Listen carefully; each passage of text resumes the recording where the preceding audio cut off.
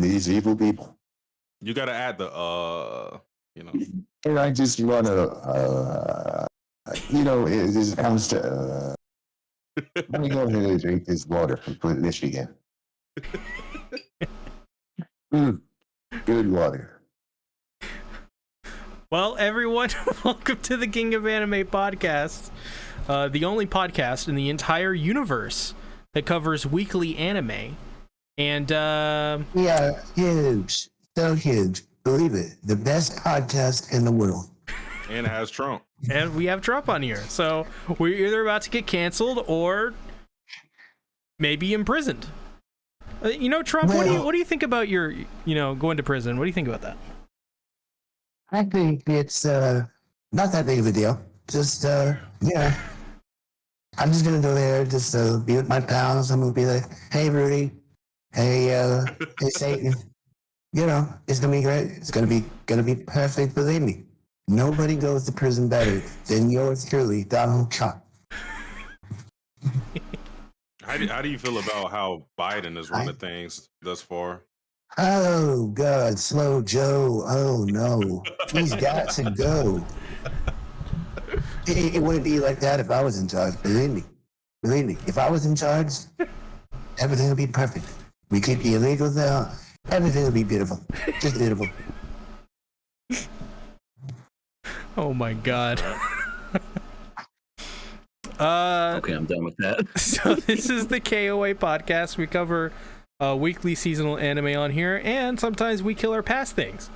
This week, we're going to decide the fates of two beloved series on this show, Mushoku Tensei and now JJK. What is our bets? Who do we think is going to get killed tonight? JJK or Matensei? I don't know. JJK had a shaky episode, Yeah, kind of boring. Slow start. I mean, character development and action. Fuck out of here. Where's Gojo at? This is what I'm here for. Yeah, more fan service. That's what I asked for. Yeah. In contrast, Mushoku Tensei had Rudy. And I mean, you can never go wrong with Rudy and boobies. Hey, had the dog girls and the cat girls. Persona, and that's already a winner right there. Yeah. Yeah. You remember their names? I know Persona because she likes the fried chicken. Probably the best thing about her character. I literally do not remember their names. And ironically. I just know cat girl and wolf girl. That's all I know. I still have their name. I still have the description and the character names to remember. It's just Beast Girl number 1, Beast Girl number 2. I don't even know which one is which one is which. Because it's not that they have the same personality, but they serve the same function. They're just a Beast Girl. They don't really have anything else to their character. They add this. We have in the chat, Carp. Hello, Carp. How you doing? Decrepit Storm says, maybe I'm on the wrong channel. QRW6 says... You're on the right channel. Oh. QRW6 says, what up, KOA? Finished watching Magical Girl Rising Project. It was dark, and it was another deconstruction of the Magical Girl genre. It also goes on to say... about that one. It a psychopath 6-year-old that killed some big shot magical girls and finally met her end. And Decrepit Storm says, will Trump kill JJK? He might. We're in need of reform. Who knows? Well, I have to wait till later before I can make a decision because I have a lot of things going on in my life. Melina's doing something with, I don't know, clothes. I don't know. Okay. Good luck with that, Mr. Trump. Oh, believe me, it's going to be a lot to consider. JJK, it's huge. Very big. QRW6 says, I hope both don't get killed. Imagine that. Have we done something like that before? I feel like we called like an audible one time where we killed like rail lollies and something else. Oh, well, that's probably true.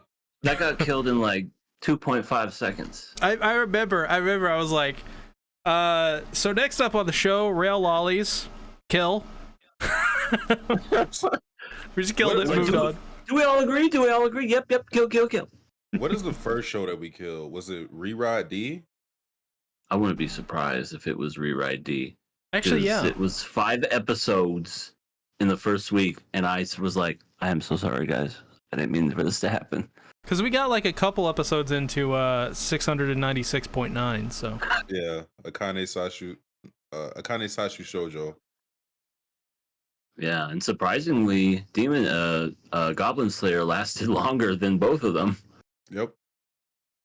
Yeah, I think Reride D is our first kill. Damn. I feel so honored. EA started us off right. Yeah, QRW6 says rewrite D, so if he says it, that means it must be true. Yep, he is the Certified. dungeon master. So let's go ahead and let's get into a pretty interesting news week. Shocking news week to some degree. So yeah, let's go ahead and get into the news. What do we got this week? All right, so the first thing we have is this happened a day after our podcast last week. It was news about the Naruto anime being delayed because if anybody's in the know with that, there's supposed to be 4 episodes of Naruto. Like, I don't know if they're supposed to be remakes or whatever it's supposed to be, but it was supposed to air September 3rd, and it didn't air. And then they said they were going to delay it to make it look better or whatever. They haven't given a date on when it's supposed to air, so we may be left in the air with the new Naruto anime news. I think they came out with, I don't know if it was a trailer or anything. It definitely was a key visual. It looked pretty good. Again, I don't really know what they're going to do with Naruto. It's not going to be like a sequel, from what I understand. So I don't know what exactly these 4 episodes will entail. But anybody looking forward to that will have to wait just to hear new news on it because there's no date. So no Naruto. Well, let's hope they actually do improve their quality if it needs it. I stopped watching after Pain, so felt it was a good way to end there, so I ended it there. I haven't watched it since. I started it and never finished. And I'm talking about the original Naruto. No Shippuden or anything. I mean, I have my gripes with the ending of Naruto, or really just the last arc, not the ending itself. But I think that first part of Naruto, Shippuden had his moments too, but the first part of Naruto, that was, I told you guys this before. Dragon Ball was like the first anime I watched, but Naruto was my gateway to everything else. So it has a special place in my heart, and I reread it maybe a couple months ago. And that first part of Naruto is special. It's really good. It's a reason why it became one of the big 3, along with Bleach and along with One Piece. Well, I've heard about the ending to Naruto. I don't know if I want to say anything. Is it him and Sasuke, they kiss and get married? Close. That would be better. Well, I'll just say It's this. a fan fiction. I'll just say this. Indiana Jones, Crystal Skull. That's all I'll say. If you get it, you get it. Spaceship? You get it, you get it. You don't, you don't. Decrepit Storms says we need a T-shirt with the KOA news thing on it. That'd be nice. Maybe we can get that going. We'll have it for the guys and the ladies. Yeah, ooh, hey, non-gender specific. Woohoo! Okay, gender neutral shirts. What is a gender neutral color? Black, pink or blue? white. Like white? Maybe black or white, yeah. Okay, but that's kind of cheating. Let's say a different Gray. No, that's more of a shade. Stop cheating. Ow. Turquoise mahogany. Well, is that a color? I think you just made that up. I may have. Yeah, I don't know. I don't know about that one.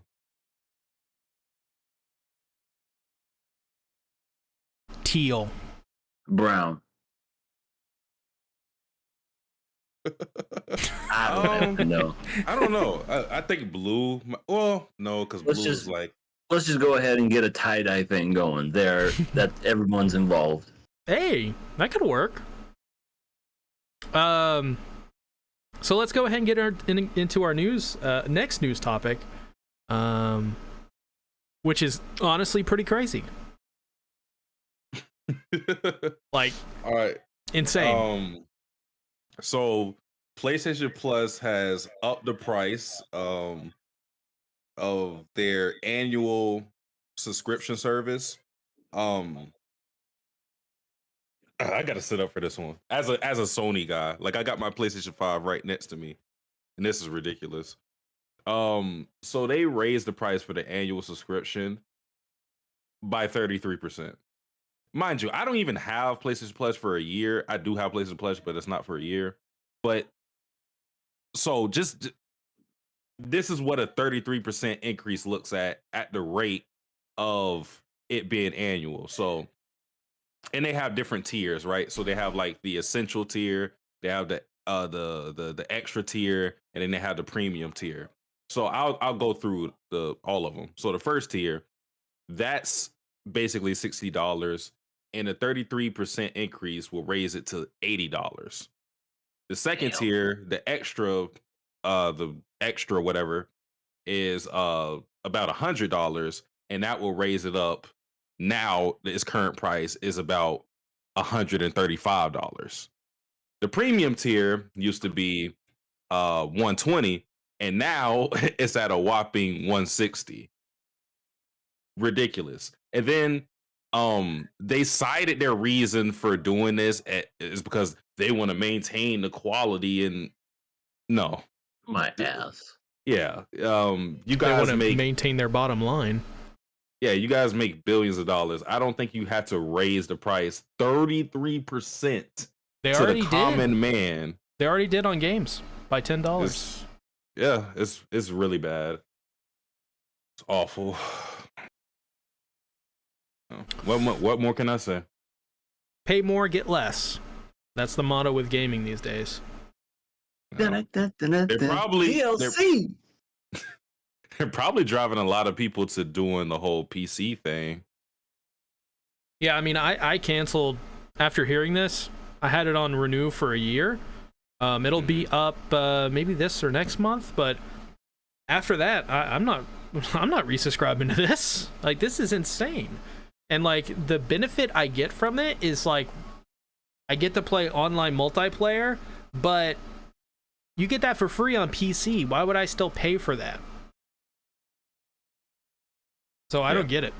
And sure, you get free games every month, but who plays those? Well, I am enjoying SpongeBob right now. Well, I don't know if that was free actually, but Battle for Bikini Bottom, it was. Yeah, it was. Oh, it was. Okay. Yeah. Well, I'm playing that game right now, but no, the free games are not worth it. And sure, they strike off. You know, they have a discount on games with it, but it'll be games that like are super old. Like, for example, I just bought LA Noire and I got a discount on it because I got PlayStation Plus, but that's an old ass game. You're not really actually giving me a discount. You know, don't ever be fooled by the discount thing because they're getting the money that they want from it. Trust me, they're not striking up a deal. A deal or the prices they set are there for a specific reason, whether the game is not selling that great, so they had to lower the prices, or it's just old. Yeah, I don't know. I feel like Sony has been eating a lot of their goodwill as of late. So, I don't know what they're doing. I feel like they're definitely changing to something more akin to like a Ubisoft. which I don't know. I don't know. I mean, God of War still great. So maybe I'm wrong. Uncharted still great. Unless they start to fuck up, those things, then people are still going to buy this stuff. I mean, I'm still going to buy, when the new God of War comes out, whatever the next one is, I'm buying that. Whatever the next Uncharted is, Uncharted's one of my top 5 gaming series of all time. Of course I'm going to buy that. It's Nathan Drake. It's going to be awesome. Unless it's not. Yeah. Yeah, it's funny because one of those game companies closed down recently. They filed for bankruptcy. It was the people that did the Saints Row games and Red Faction for any of those old school gamers. Yeah, there's they went bye-bye. So it's like, damn. Yeah. What did they do wrong? They put like $100 million into that the Saints Row remake they had, and that game was a complete flop. Yeah, and I never played it myself. I watched someone play it, and this is the crazy thing about it. The person I watched play it is so entertaining. They've made the most trash games entertaining. I could not watch them play it because the story was that bad to me. Jeez. Yeah, I heard the story was really bad. The clips I saw were horrible, like cringeworthy. Yeah. Well, that was their mistake then, putting all that money in. Well, put it all on black. Wait to hear this. 50 red. When fans criticize them on Twitter and stuff like that, Des would lash back and be like, "You don't know what you're talking about. This is the right direction for the game. You're just you're a hater." God. See, that's the worst thing you could possibly do. When people have legitimate gripes, and I'm not talking about trolling, the ones that spam racist slurs. I'm talking about the ones that people have legitimate gripes about the game, and then they call them haters. It's like, this is your fan base you're talking about. It's the same people that criticize the Star Wars fans for hating The Last Jedi, and then they call us a bunch of man babies. It's like, well, guess what? We hate Star Wars now. Yeah, I think what's going to happen is what's been happening to TV shows and movies as of late, which is release the worst piece of trash and garbage you can, overhype it, and that's how you make money off of it. It's so bad, it's good kind of thing. And I think that's what happened with Volition. They thought that they could release a steaming pile of garbage and get revenue off of that. And I mean, it's clear that the Volition that everyone knows and love, this was not them. All those people by this point had left the studio. The same people who made Saints Row 3, they've been gone for probably since Saints Row 3 came out. So this Volition is not the same one we all know and love for the last 30 years. So I say it's a good thing to move on from this name and this studio culture. I imagine there's going to be a new studio that's going to open up out of the ashes of this, which is good, and hopefully we'll get out these pieces of crap that kind of squat on these IPs and squat on their fans and kind of treat them horribly. Yeah. Amen.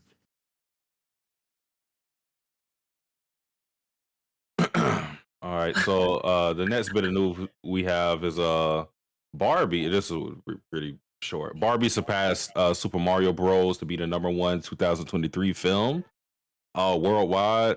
It earned 1.6 or 36 billion. I don't know about you guys, but that's a lot of money. And Sasuke, you were there. I was there. I contributed. I think out of about all of that money, I contributed about $1 billion, give or take. So really, it wasn't that successful. No, not at all. It was just you. It flopped, but Sasuke had to come in there and say today, I'm a big Margie Robbie fan, so what I'm saying, I had to put on my cape. I had to say today. So you're a Margot Robbie fan? It wasn't about Ryan Gosling being Ken? Oh no. Okay. Have you? I heard he stole the show. He did. He was pretty good. But I guess you could say he was Kenough. Oh God, my Kinergy. But no. I was there for that woman because that woman is beautiful. But yeah, that's pretty much it. Number one movie. Well, no, I guess this is the last thing I want to say about it. It's funny because a lot of people thought that movie was gonna flop. One of the prominent people being Ben Shapiro, that guy. That dude. Facts and logic. I just want to say one thing, that I hated this movie. It's just, you know, it Take that man seriously who sounds like that. yeah, no. He's one of those like the people that you make fun of for being like nerd. Like he's one of those guys like in real life. Oh yeah, he's a soy boy. Unironically. But going past that, this is the news I'm more interested in. So the Fruits Basket mangaka Natsuki Takaya is launching a new manga. The Japanese name is hard to pronounce. Kakumo Chisaki Sekai Nite, or the English name In Such a Small World. So she has a new manga coming out. It's been years since Fruits Basket ended, so I don't know if this is like the last work or the next work she had after Fruits Basket, but yeah, she has a new manga. She had a spin-off Fruits Basket series. Oh, she did. Yeah, she did have Fruits Basket another. That is true. But this is another romance series. I don't know if it's going to be as heavy as Fruits Basket, but it's not really much on a synopsis. It's just really just rom-com or romance. So I wonder what it would be about. In such a small world. Interesting. Well, since it's just a romance and not, is comedy involved, or is it just they explicitly said romance? Do animals turn into fruit? I'm actually not sure about that. I mean, comedy is definitely going to be in there. Well, it may be as heavy as Fruits Basket is, it still has some comedy. It may be somewhat of a heavy series than if it's just romance. Could be something a little bit more dramatic. Maybe. But I'm excited though. I'll check it out. When does it come out? I think it's already come out. Oh shit! But it's probably one of those cases and whatnot. So. Oh, so it's not on any manga subscription service? No, not as far as I know. It hasn't got picked up officially. I'm just curious how the whole thing will start. My name is I am 15 and I'm transferred to my new high school. My name is Boru Nanda, and I'm living in a sleeping bag. My friend is Elon Musk, and we Oh my god! What? What? Well, my friend is actually Elon Musk. No, he's not. Yes, he is. I'm telling you guys, he's gonna show up one day, and all of you are gonna be sad because I'll be friends with Elon, and I'll have all the money, and I'll be when I say this. He is not friends with Elon Musk. I've seen it. I've read the reports. I got a wonderful paper that said, "See his big fat liar," and I was like, "Wow, that's unbelievable." You know, that's pretty accurate to what he probably would say. We're talking about news, Trump. So what would you say if he's lying? What would that be? Fake news. Very fake. Very, very fake. The fakest news of all fakes. And lately, I have a lot of fake news, Dread, to know. To me, C is the fakest of the fake. Shame on him. Well, the next news topic, I put it on here because I actually thought you guys were, but I guess not. And that is the reason for the delays for Zom 100. It's because Studio Shaft has seemingly abandoned production and has just left the series to another studio, a new studio called Bug Film, which has been the main reason for the delays. So I thought we actually already talked about this. I knew about this for a while. I just didn't say anything. Yeah, I thought we talked about it. Yeah, I feel like we talked about it on the podcast last week. I think that's why we didn't put it in the news, because we kind of already knew.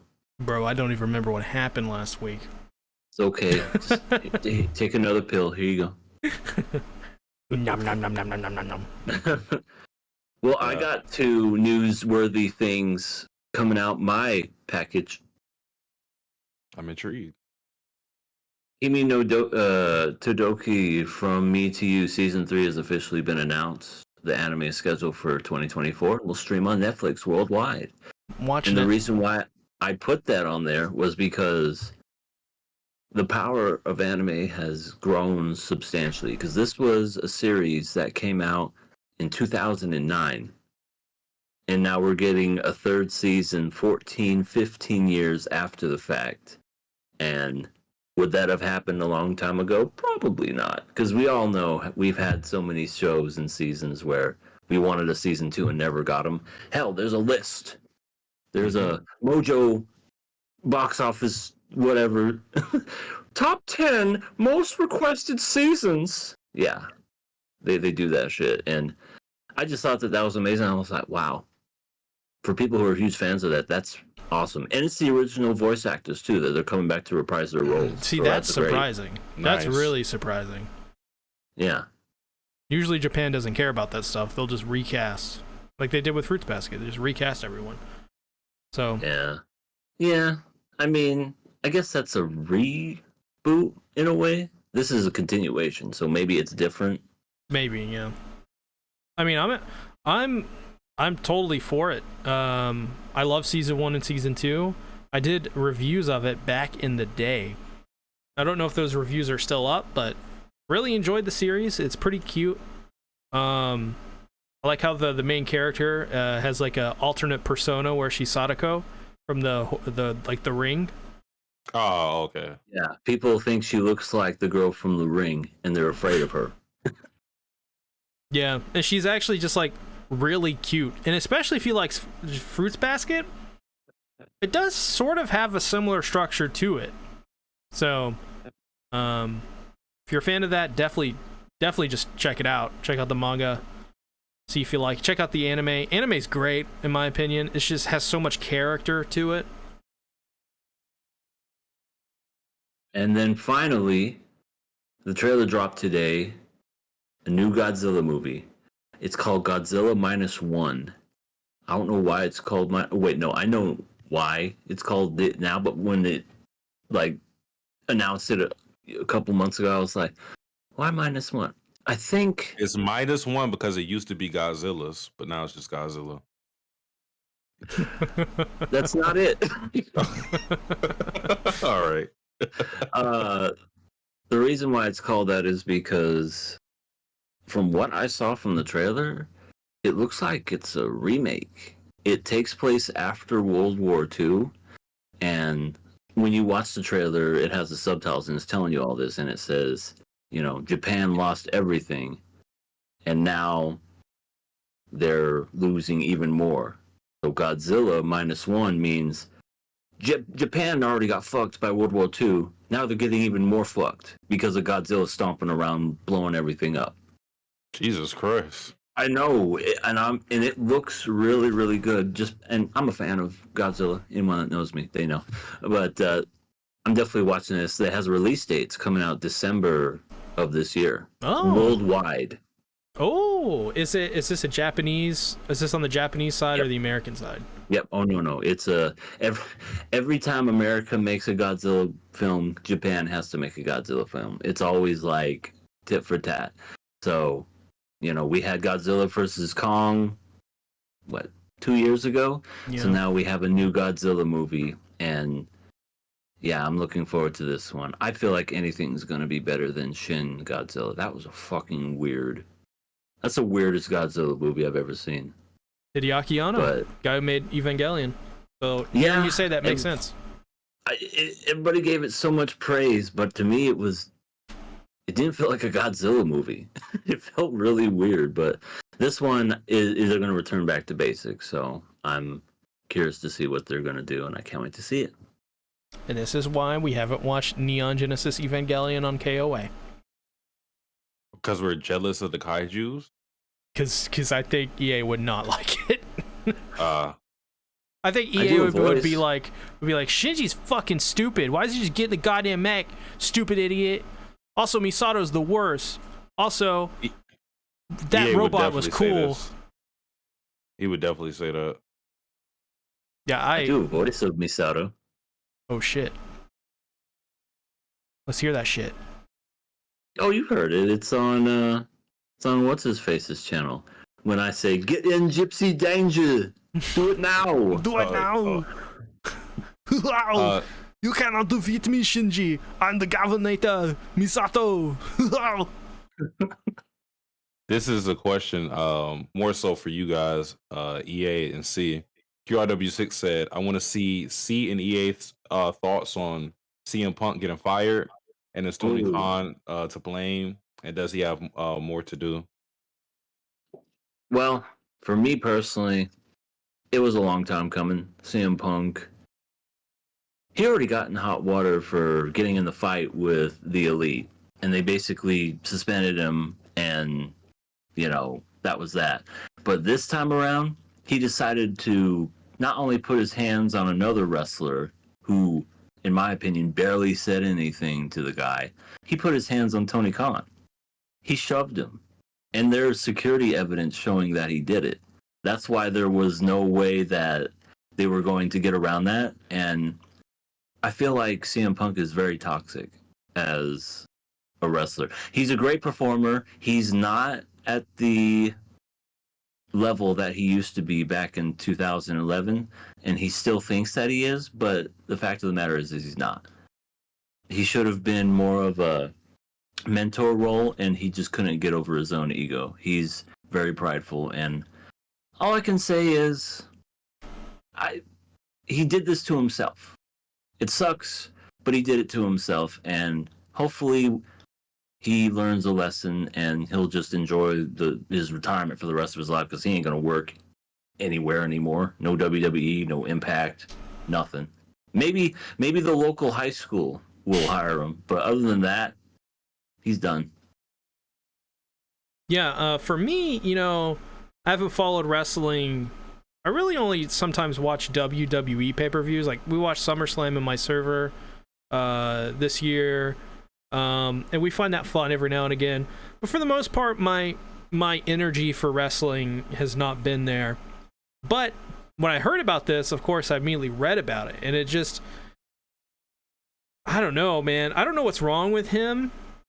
Maybe, I don't want to assume what's going on in his life. I don't want to, say something, out of line and say something like, he's probably not getting therapy or whatever, but if he's not, I think he should consider it, because I think what happened here was something going wrong with him. I don't know if it's what has happened in his life, whether it be his unresolved trauma, or something, or what happened with the WWE kind of repeating, and maybe he feels he is more important than he is. But yeah, I mean, honestly, I'm surprised he didn't get fired the first time around, because that was that situation where he got into a fight and one of his friends bit a person. Like, you don't bite people. That's you just don't do that. That can kill someone. What's wrong with people? It's an infection. Like, it's more, if you get bit by a dog versus getting bit by a human, I heard it's more like dangerous to get bit by a human. Yeah, than a dog. If you're bit by a person, you go to the ER immediately, and you're just filled up with antibiotics and stuff, because you can and do get infections from that stuff, and it's deadly. So, I mean, the fact that he wasn't before is very surprising to me, but what's even more surprising is he did it again. That just shows to me that there's just something wrong going on there, and I don't know. I hope he finds the help he needs, and if that means never coming back to a ring or a wrestling company ever again, then so be it. Then that's fine. if he is able to resolve it and he returns to AEW, then good for him, and he's able to, you know, mend those bridges. But we've seen with WWE, we've seen with Colt Cabana and so many people in his past that, and he said it himself, he doesn't burn bridges, he bombs them. That's the kind of guy, you know, we're dealing with here. So I don't know, whatever happens to him, you know, just hope he, you know, he's okay and everyone involved is okay. Yeah. Real quick, I guess before we move on to the next subject, this weekend I saw a documentary for Kurt Angle, and it was called Angle. Really good stuff. I didn't even know that existed. It literally came out yesterday. So it's new, and it's on the Peacock streaming service. And, you know, because WWE is partnered with them and everything. His story of how he grew up is so interesting. And I didn't even know he was addicted to painkillers when he was in WWE after he broke his neck so many times. Yeah, super bad. Yeah, I heard that story. They called him Perk Angle. That was great. Like, he even admitted it. He said it got to the point because he played hurt all the time. He was taking 60 pills a day. Yeah. Throughout the day. That's fucking crazy. He had to be wheelchaired at one point to the rings because he couldn't walk. Yeah. He would. He should think. He has to think like every god in the universe that he's still alive. Agreed. Like it took his wife and kids for him to finally get off it, and he went through 5 days of withdrawals, and he said that was the worst pain. He said he broke his neck in 4 places, and that was the worst pain he ever felt, was having 5 days of withdrawals. Crazy. And he's been clean ever since. It's a really good story if you're ever interested in seeing it. Yeah, I think he said a couple of years back, this is probably not the case now, or maybe it is, but he said is right after he retired, he said that he spends most of like his conscious moments just in pain. And yeah, he has to fight it every day because he's destroyed his body. Yeah, he didn't want to take time off. That was the big thing. Like, because in the wrestling world, if you take time off, that's like a death sentence. You know, people love you, and then if you take a year off, they'll forget you. Oh. I mean, not anymore, but back then, I'm sure that's how it was. Yeah, rough stuff. But it is now time. It's time to get into Fate Stay Night, the finale, the last 2 episodes. Fate Stay Night. Fate Zero, sorry. Fate Zero. Episodes 24 I'm watching the wrong show this whole time. Episode 4 and episode 25, the conclusion to the 4th Holy Grail War. EA has not seen this series before, so he is me and Satsuki have. So EA, what did you think about episode 24? Like, I don't know what to think. Like, I'm literally like conflicted. This man literally, I'm talking about Kuritsugu, went through all this, and then he changed his mind at the last minute and just decided, fuck the Holy Grail, destroy the Holy Grail, Saber. And I was just very confused by that. Like, I don't know if it suffers because it's a prequel and it's made later, because it just seems very, I don't know, like, what was the whole point of the Holy Grail War? Because, like, it feels like nobody got what they wanted. And then, like, a whole bunch of people died, and, like, Gilgamesh was naked, and but yeah, it was just like I didn't know how to feel about the whole thing, you know? Like, I was literally just sat there just going, how am I supposed to feel about this? It like, if that's how it is in the Fate series, then okay, I guess I get that. But also, this director has been known to make a lot of just depressing endings, and it really was like Saber. Well, I guess I'm skipping ahead a little bit. She goes back, and kills Lancelot, and she's an emotional wreck, and she doesn't even want to destroy the Holy Grail, and she's forced to do it with the command seal. Like, if you were to tell me that Saber was the biggest part of the whole Fate franchise, I wouldn't have believed it, because she just gets kind of picked on the whole series. And I know I brought this up before, but it really does, especially the last one where she suffers, and then she just completely suffers, especially the last episode. Like, just to the point of, like, you feel bad for her. Like, Jesus Christ. But yeah, Kitsuko killed his own daughter. I mean, I think that was all fun. a dream. Oh yeah, good times, great father. But I was just like, what the fuck? So I guess you could say I was just more confused and very much, I didn't know how to feel about the ending. Like, I was literally just trying to wrap my head around it, thinking like, oh, well, maybe it's going to be different. Maybe this, and then Kiritsugo's broken because he's trying to save people and everybody's dying around him until he saves who I'm assuming is people are dead when they die person. Like, I'm thinking that's who that boy is. Yeah, he saved He looks like Shiro, him. who is the main character of Fate Stay Night. Yeah, and I guess he fucking died at the end. Yeah, so And he was only like, dude was only, how old was he? He could have been that old. I think he He's dies like, oh, of, he's like, oh shit, the series over. All right, let me. He literally, like, his adopted kid. He's just like, oh, I want to be a hero. I'll take the mantle for you, Dad. You don't have to worry. For real? thank Finally, Jesus. thank you. Take me. Hey, beat me up. Literally what happened. And yeah, this ending just really confused me. Not so much, well, okay, yeah, I guess it confused me more on a why did he do that sort of thing, because I think I get it, but at the same time I don't.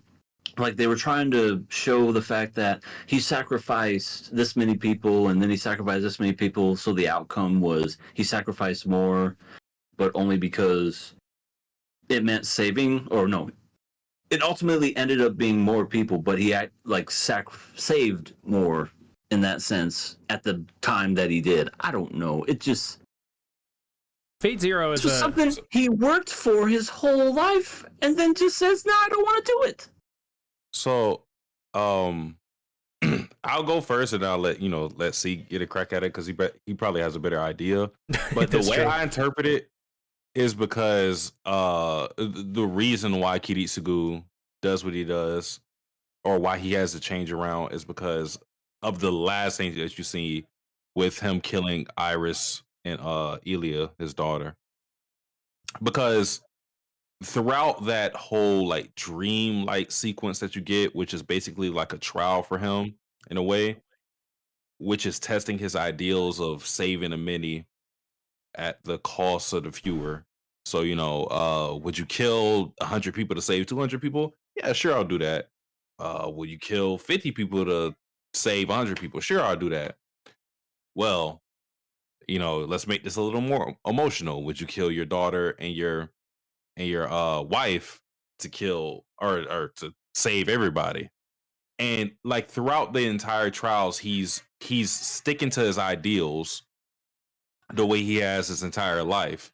And I think after the trials, because he ends up like killing Elia and he kills Iris, but I think it's after the trials he realizes that he was wrong in everything that he did, and it took him physically killing his wife and daughter the way he did, because throughout the trial it's basically just him, just he's trying his best to just go, because like the voice is telling him what to do, and he's just like, you know what I'll do, you know who I am. This, to me, the way I interpret it is that even though he did what he did, it's not as if that's what he wanted to stick to. He just wanted to kind of like, I guess, confirm his way of living, in all this time, because for a majority of his life, his whole thing is to save the many, kill the few if that's necessary. So he's trying to conform to that ideal throughout the trial. And at the end of it, he realizes that no, this whole thing that I've been doing is completely wrong. The Holy Grail, it's not going to grant me a miracle. The whole thing of me wanting to save everybody is going to cost the lives of many people. If that's what it takes to save everybody, I don't want to do it. And even Kirei, challenges his ideals and goes like, you did all of this for the Holy Grail, and now at the last second you're backing out. And he did. Yeah, he was saying the thing that I was thinking. Yeah. But I think it was during that trial that he started to realize how wrong he was, because you started to see him more and more distraught throughout it. And I think that visceral image of him shooting his daughter in the face and him choking his wife out the same way Kirei choked her out was like the nail in the coffin for him to change his mind. And he goes, basically, if this is my ideals and this is what they could bring about, then I don't want it. That's my interpretation of it. Yeah, I don't know. It just seemed, what's a good word? Maybe a little contrived. Yeah, it was just very much just, we built all this anticipation only for it to just give you a swerve at the last second. That's what it felt like to me. Well, if you're familiar at all, if anyone is familiar with Fate's Stay Night lore, and especially the visual novel, which is what the entire story is based off of, full well what happened at the end of the Fourth Holy Grail War. It's been a thing that's been talked about since 2004, and it wasn't until 2011 that Urobuchi, told that story of what happened there. And really, the way that Sasaki, I think, nailed it pretty much perfectly. But the way that I would put it into terms is that Kiritsugu rejected the Grail because that was his true wish. The Grail challenged him. He went through the trials, and the Grail only grants the wish of what you truly desire. And his desire was to truly reject the Grail, fundamentally, after going through what he did. So he ordered Saber to destroy it. And technically, no one really knows who won this war. Kirei and Gilgamesh think that they have, but still, no one really knows for sure. The victors fans won with a naked Gilgamesh, that's for sure. Oh. Yeah, he's pretty shredded. Yeah, he's 0% body fat. But that's just the way I see it. He rejects it outright because it's not what he wants. He doesn't want the Grail War. He doesn't want to be a part of that. Because and he's been living throughout his entire life sacrificing the few for the many, because he believed that that's what a hero is, and that's what a hero does. However, what he's actually been doing is he's been leading a life that has just been causing him pain and suffering. That's why they mention Anmangrayu, or something like that.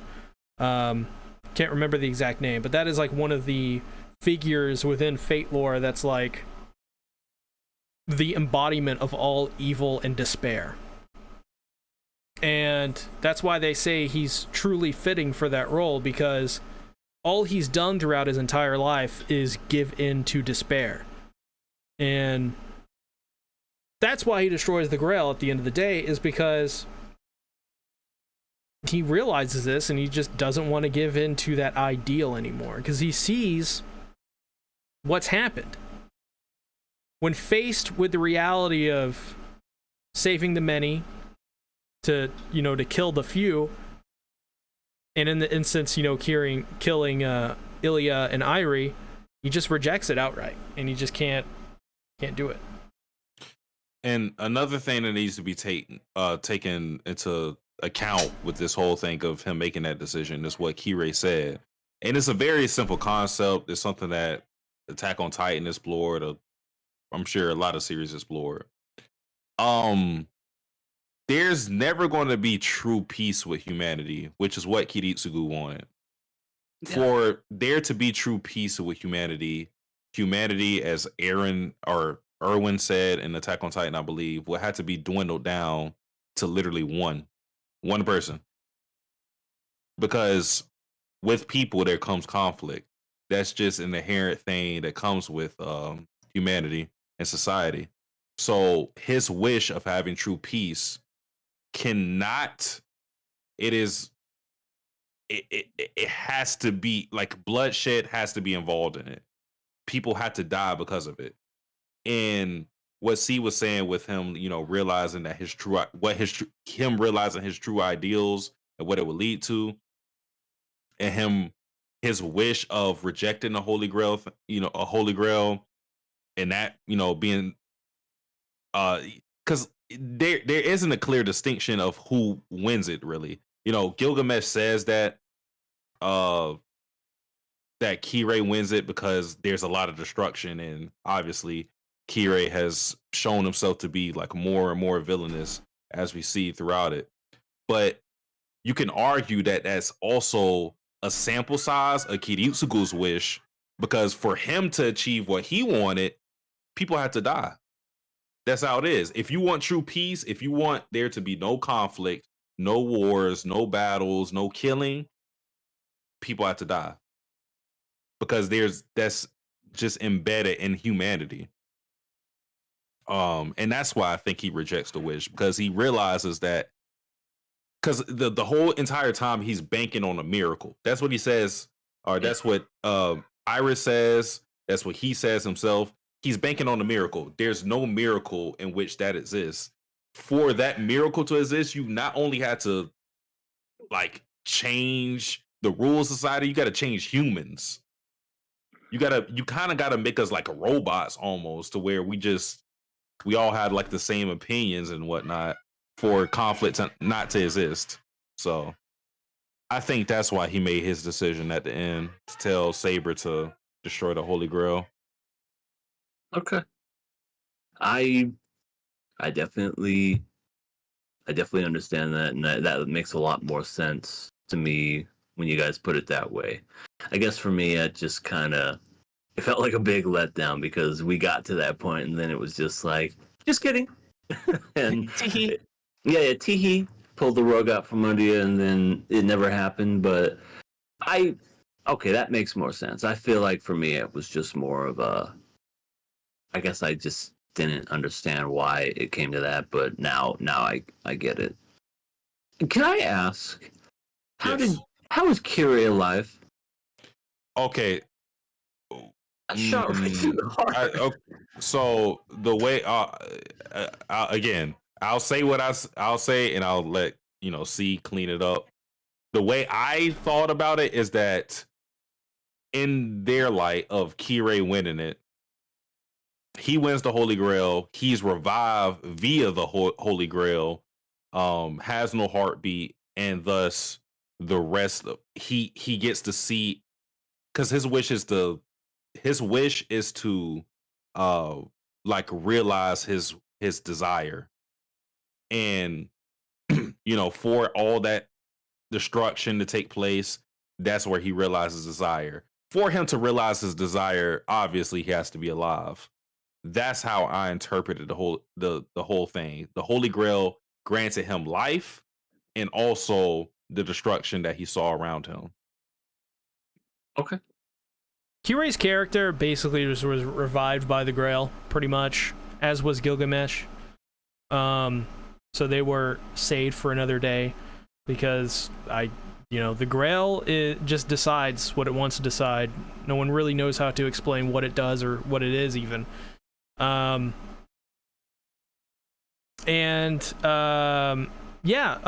truest wish is to see everything dead. So, and he doesn't understand the feelings that he has sometimes. He just all he wants to feel and see is despair. And the reason he has no heartbeat is because he doesn't want to be. He wants to be completely devoid of all humanity and be purely evil. That's his truest desire. Sequels? Yes, he's a main character in the sequels. Oh, okay. Wow. Yeah, he's pretty big.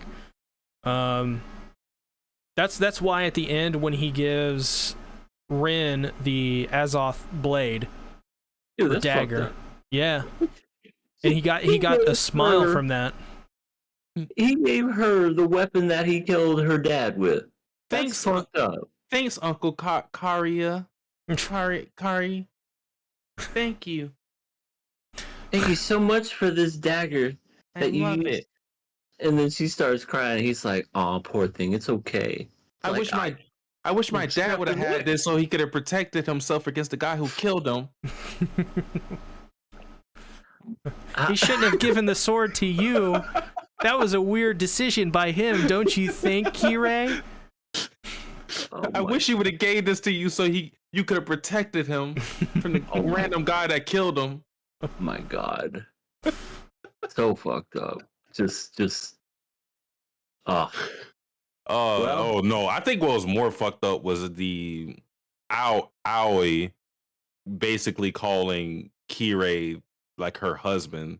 I think that was more fucked up. Yeah. Honestly. How did she live? You didn't kill her to death. You didn't choke hard enough. Yeah, she's suffered brain damage. So if you strangle somebody, all of a sudden you become senile and you're bound to a wheelchair. Yeah, it's like it's totally fine. If someone is strangled or has oxygen deprivation, right. Okay, that does make sense. Yeah. But I just felt like she alive, and also the dude that choked her fell into a pit of dick bugs. Yeah, he got wormed. Karia. Oh yeah, he got wormed indeed. Like in his mind, he was. It's weird because it showed like a happy ending, but then all of a sudden, just fell in. Yeah, it's pretty sad what happened to Karia. Yeah, this was a very depressing ending to the series. Like I wasn't expecting it to be like that. Not to say that it wouldn't be, but I mean it's just very bleak. Yeah. Welcome to the world of Gin Orobuchi. Yeah. I'm telling you guys, watch that Madoka Magica movie. I don't think that anybody is ever happy when it comes to his endings. Well, what would you say, since, all said and done, what would you say about Fate? Is this a series you would like to continue, or is this something you would just prefer to leave at Fate Zero? I'd be curious to see what the sequel is. I mean, now that Ren's going to be the Ren that I know well, she's not grown up, but she's like, what, 17, 18, somewhere around there? 18. And, Nisox. Yeah, Nisox, essentially. That's what I know her as. Nisox Sundura. And Saber's in there, and apparently the guy's in there. It would be interesting to see. I would be curious. Because I know Fate has a lot of fucking shows, but as far as all, like, the spin-offs and all the other stuff, and Fate Stay Night plus minus XYW, I maybe leave those behind, but more watch the important ones. Because, I think you put in a cheat code at EA. Put in a cheat code. Fate up, down, down, up, left, right. Down. BA. Select start. AK unlocked. Yeah, but especially if Saber is portrayed better in the other ones, I'd be curious just to see a better version of her would be in those series. Because, like I said, not to say that she's terrible in it, I just feel like, as we've made jokes about it on this podcast a while, I think Oroborchi has a thing against Saber. Like, he just hates her guts. I feel like he does this a lot with his characters. So what I've noticed about him, just with Madoka Magica, Psychopaths, and Fate Zero, is that he loves this dual pair of contrasting MCs with like completely different opinions. So he has Homura, Madoka. He has what is his name? What is her name? Is it some Mama? No, Psychopaths. Oh, I'm sorry. Kagami, and I cannot remember her name. I know who you're referring to, though. Yeah, we'll just say her. It starts with an S. Or a T. I can't remember her name though. But they always have like one is super kind of naive, on the straight and narrow, and then the other one is like jaded in their personality. Usually, always has black hair. And is like more on the edgy side. He loves to do that with those two characters. And I think when he had the Fate series, it was like, okay, I'm not creating characters this time, so I kind of gotta use the characters that I have. So, let me use Saber in the same way I use Madoka and I use what's her face from Psychopaths. So I think that's what it was. Because she does. It's weird because like her ideals are put into place, but her agency doesn't really matter within the series. Because, like you said, she's kind of like strung along by everybody else. So I don't think that's as much of a problem in Stay Night. Yeah, UBW is. This is how I would describe them. Fate Zero is, depressing, dark, and bleak. Unlimited Blade Works is kind of like more comparable to a shonen. There's a lot of just tons of action. The tone is much brighter. Still pretty dark because Fate is overall a dark series, but it's got a lot of action in it. And then Heaven's Feel is straight back to the bleakness. You have a lot of characters from Fate Zero Return, like Zoken, which are completely absent in UBW. Also, Rin just brings, because she's kind of like, since she's a tsundere, she's kind of it's a little bit of a more lighthearted approach, because as you get to learn about her in UBW, she's kind of a more lighthearted person. So since she's the main character in that, it takes, obviously a lighter approach to it. But yeah, interesting. I don't know if we're gonna lock in UBW in the future, but we'll see. I will say this, EA, you would definitely like Assassin much better in Fate Stay Night than you would in Zero. Assassin is actually cool in Stay Night. Assassin's not a complete joke. Like, not even close to that. Not even close to that. Well, thank God.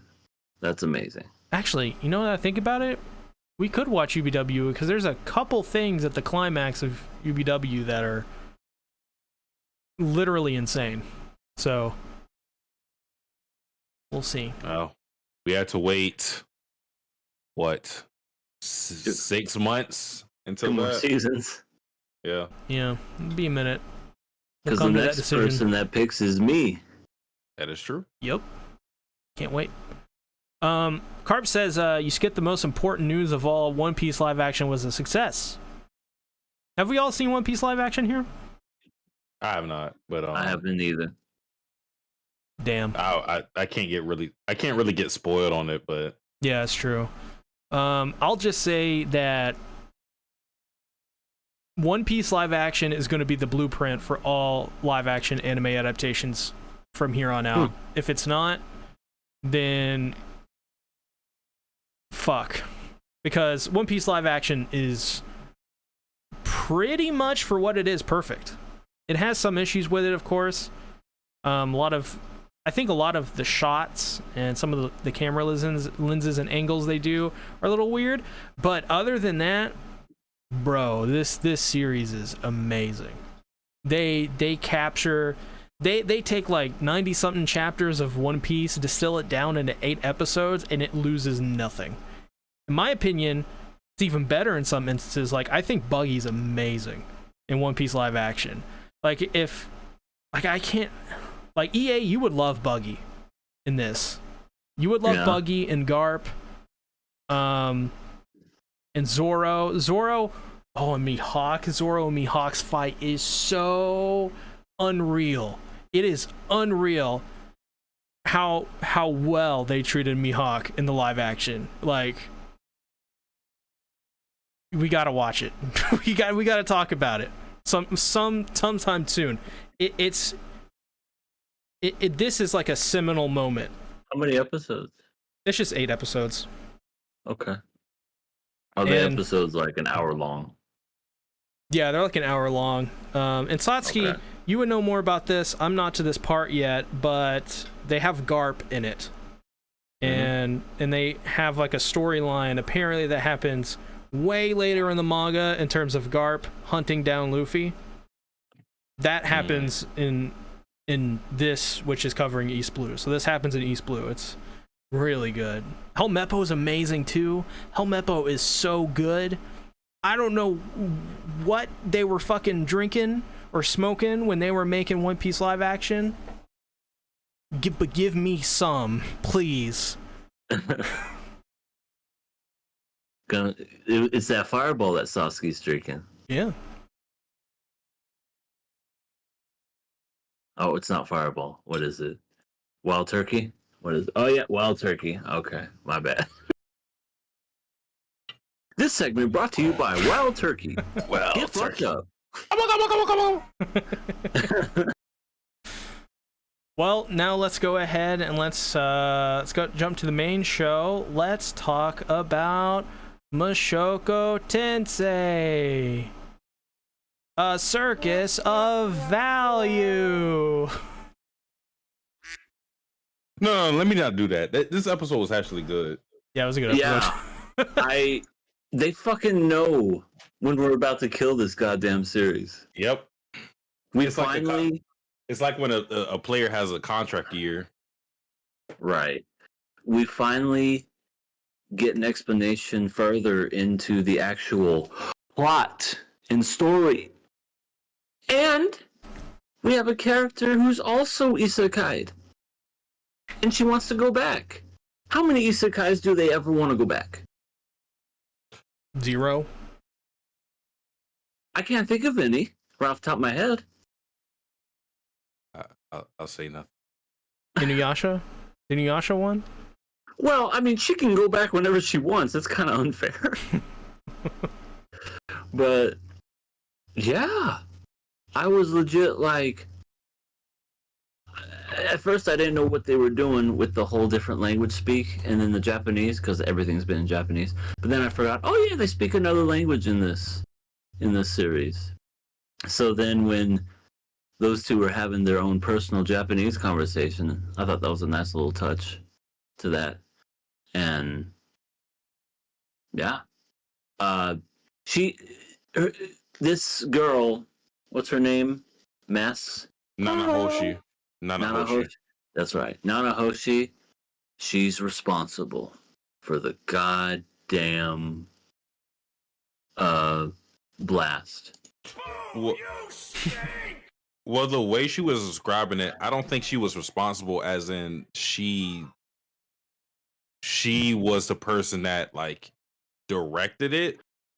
Oh, right. The way she described it, I think she said, or I think the way she was saying it was that because she got summoned the way she did, that blast bat from her not supposed to be in that world brought about the mass teleportation. That's the way I interpret it. I don't know if other people had different opinions on it, but yeah, to me, because you said it happened 5 years ago, and 5 years ago she went there, and there's no way she just conjured up some spell 5 years ago with no knowledge on the world and just was able to do that. So I think she was speaking towards, so because she was not supposed to be in this world because she came from Japan, that brought back some like kickback that brought about the mass teleportation. Yeah. I mean, what can I say? This is probably the best episode this season. And I know that ain't saying much, but it really is when you like story plot. Like I was actually watching it the whole time, like just sitting there, just what are they talking? What are they saying? I want to know instead of just boobs. I wonder why this episode was so good. So let me think about it. So I don't think we had any sexual assault in this episode. It was Rudy trying to steal Percenta's fried chicken at the beginning. And that's not sexual assault. That's just being cheap. Theft.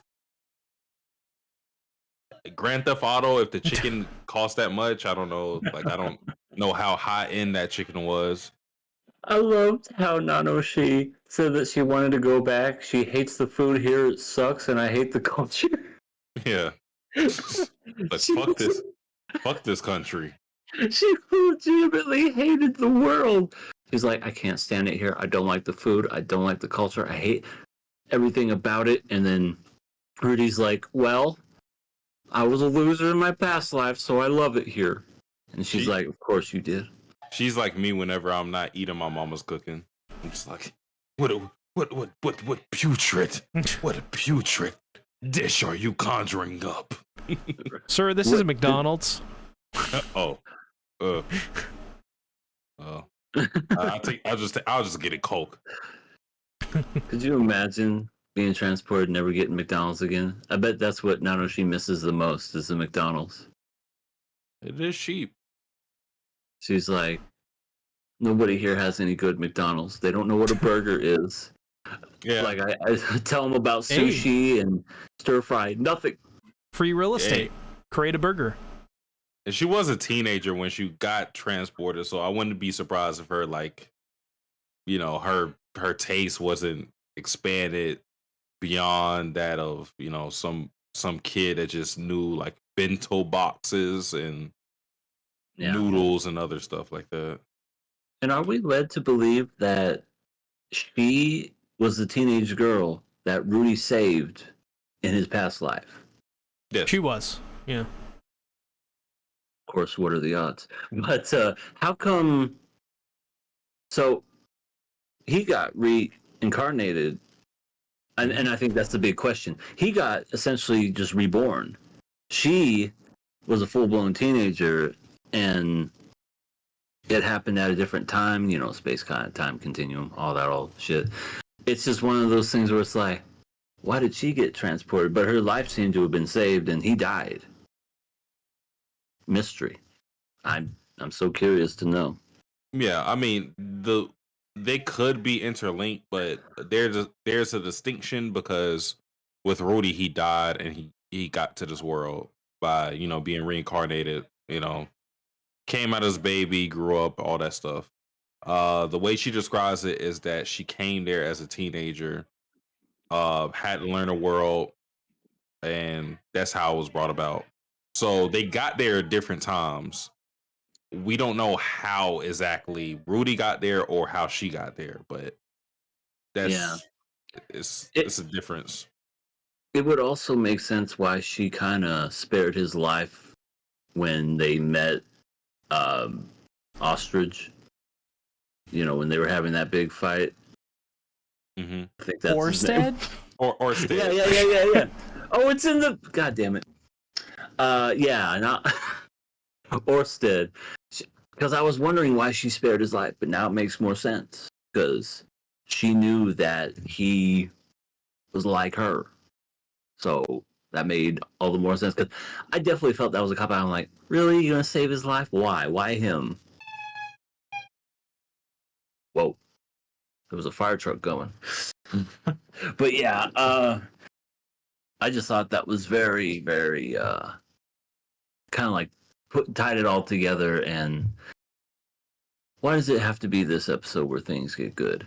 We get ED, we get cat girls, we get urination, but now we get plot. I don't get it. But hey, it was a good episode. What can I say? Yeah. As for my thoughts, I thought the episode was fine. It was really nice to know that she was behind the turning point. But other than that, you know, like I'm not gonna lie, like I feel like, yeah, episode was good. What's the next one gonna be like though? What's the one after that gonna be like? Yeah, that is a fear in me too, because like, fool me once, fool me twice. You know the old saying. And I'm like, if I pass it now, and and then the other episodes of shit, I have myself to blame. To be honest, I thought we were gonna kill it this week. It doesn't sound like that, so I'm gonna say some things. I searched up basically what's gonna happen at the end of this arc. And that's all I'm gonna say. That's all I'm gonna say. Not on everything, but like a general, like, you know, like there's like no context or detail to it. So, but I do know, and that's all I'm gonna say. Is there more sex coming? Well, yeah, of course. It's well, I mean, actually, I don't know that, but it's Tensei. That's gonna happen. More coming. Do you think Rudy comes in the sink or sinks in the com? No, don't bring that back. Both. Well, I'll speak for myself. Don't take any praise I heap upon this episode as to what I'll choose when it comes to Killer Pass's show, because I always look at things in a vacuum. And I have to be honest, this episode was very good. This is the episode I was expecting when it was just me and EA talking about it. When we got to the point where the direction of the story was, we're focusing on the school, we're going to look into this mass teleportation stuff, and we're going to figure out why this thing happened in the first place. I thought this episode was going to be episode like 3 or 4. Instead, it's episode, what are we? Episode 9? Yeah. Yeah, the pacing sucks. But we had Sasuke. We had to talk about Rudy's ED. Don't you understand? This episode, if it would have came earlier, we'd have no issues. You take out the fluff, you take out the Beast Girls pissing themselves, you take out the weird sexual deviant stuff that we typically get from Mushoku Tensei. You take out all that stuff, guess what? We're happy with the show. The happiest we've been with the show is when they stop trying to act like they're a funny ass show that's like subverting any expectations when it comes to like isekai or whatever, because hey, our MC is actually like a piece of shit. Like, sure, I get it, but at the same time, it's not interesting 24/7 to see Rudy as just be like, I don't even want to say the word, but yeah, you know what I'm saying. You know what I'm getting at. Mm-hmm. Like, it's not interesting to see him be that way for 6 episodes or whatever it may be. It's just not interesting, especially when you already like you set the table with season 1. We already know who Rudy is, so for us to have him tie up the Beast Girls and before that, you know, go to brothels, all this stuff. And I was even really mad at the ED thing, but I felt like there was too much of a focus on that. it just feels like this episode is too little, too late. Yeah. It was a really good episode, the best episode I think of the season. But I told you last week, I said for me to pass a show, this has to be damn near the best episode I ever seen in anime. And it's not that. It's a good episode. It's the best episode of this season in regards to Mushoku Tensei. But best episode that I ever seen? No, it's not like that. But very good episode though. They had to talk about the love story between Elenise and one dude. I don't know why. Held the door open for her. Given this episode, this episode just makes me question.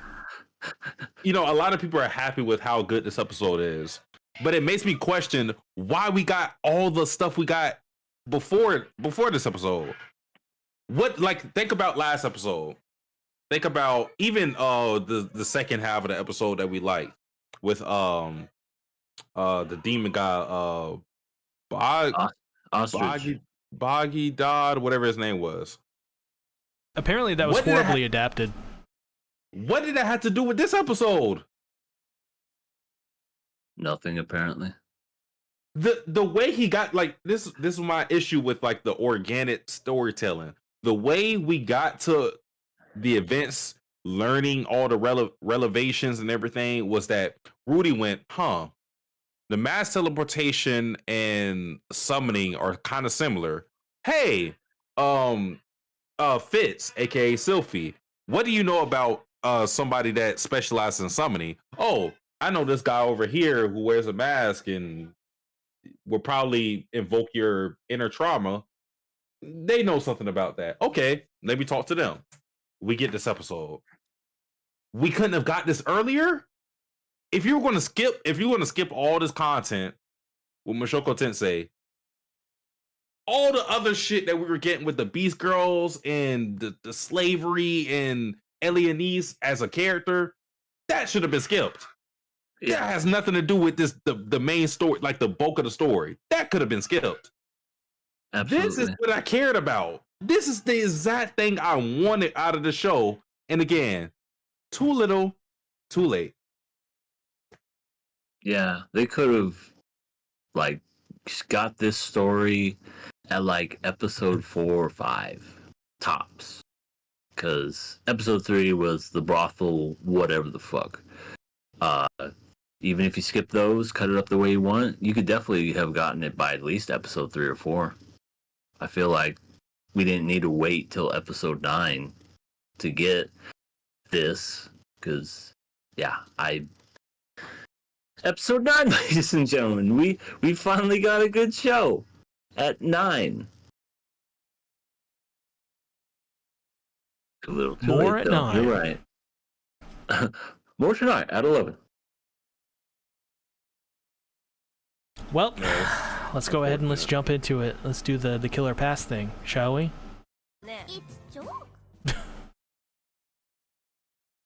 All right, let me play the suspenseful music. The suspenseful music? Hold on, let me pull up the suspenseful music. Nezuko? She's the one that holds our fate in everyone's hands. It's well, she can apparently talk now, so this is a thing of the past. All right, y'all. This about to be some serious shit. We could fucking slip up and accidentally kill, or worse, pass something. You know, these two words are very similar. Kill, pass. They both have 4 letters. Hey, sometimes I accidentally say kill when I mean to say pass. And the thing is, today we decide the fate of Mushoku Tensei. After 9 episodes plus another 22, I think. Will it survive? Or will we accidentally kill it or pass it, or will we get it right this time? And either pass it or kill it for reals. Yo. This is gonna be crazy. We ain't never seen anything like this before. The world will implode upon our decision. And we'll all die. But the Holy Grail will revive us and bring us back with its weird mud that comes out of it. And we won't have to strangle no lady for this one. Man, you just gave my hopes up, man. Just kidding for everyone's in the back. It's time to decide. Do we kill Sylphie with a penis, or do we pass Sylphie with a penis? Who wants to go first? Fuck it, I'll go first. This is too hard for me to go first. It's too hard? Yes, it's too erect. Okay, well, I'll go first then. I gotta be honest. I haven't really been enjoying this show. I have been laughing at stuff I shouldn't be laughing at. I've been wondering what happened to the series. Season 1, though it wasn't perfect, when it had its great moments, they were fucking amazing. Like, just very well done, and I enjoyed it. This season, I tried to kill it 3 episodes ago, and I think even though this was the best episode of the season, that's not saying much. I think I have to go with what my gut tells me, and I gotta kill it. Oh shit. That's 1 kill for Mushoku Tensei. If it gets another, it's donezo. Now here's the thing. Who's going next? That is the question. Is it going to be the for reals all the time, never gonna lie to you, Satsuki the Savage, or is it gonna be C Tactics, the wussy, the glass half full energy, the man that will pass? Satsuki just left. Fuck. Well, guess it's me. Shit. Well, god damn it. I enjoyed this episode for what it was worth. I love Mushoku Tensei for what it's worth. And through its good and bad times, we have definitely stuck with this series. However, I must admit, I miss Zenith. I miss Eris. No. I miss... What are you saying? I miss Ghislaine. I miss Paul. Somehow. I miss the maid, damn it. Where's Roxy? I miss her. What about that time that Ellie Nalise banged all them orcs? Where are those orcs at, huh? I miss them. Where are they? Where's Orsted, my homeboy? Why the fuck are we talking about Nanahoshi? Where's Orsted? I miss all of these characters, okay? They're missable. Not missable as in you could, like, you can't even hit the broadside of a barn or they're bad. I mean missable as in I miss them. However, even though I miss these characters, I have to admit, this season is straight up mid. And I've read the spoilers. Granted, I don't know the context. It probably isn't even spoilers in the way that I read it. So I could very well right now kill it and have excuses. But I could pass it.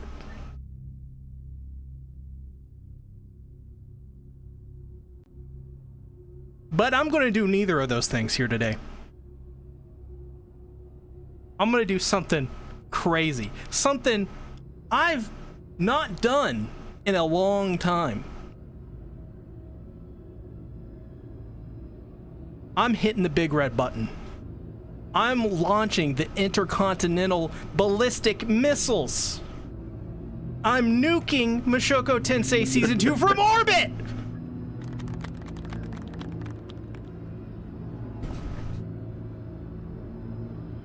It's dead. Bravo.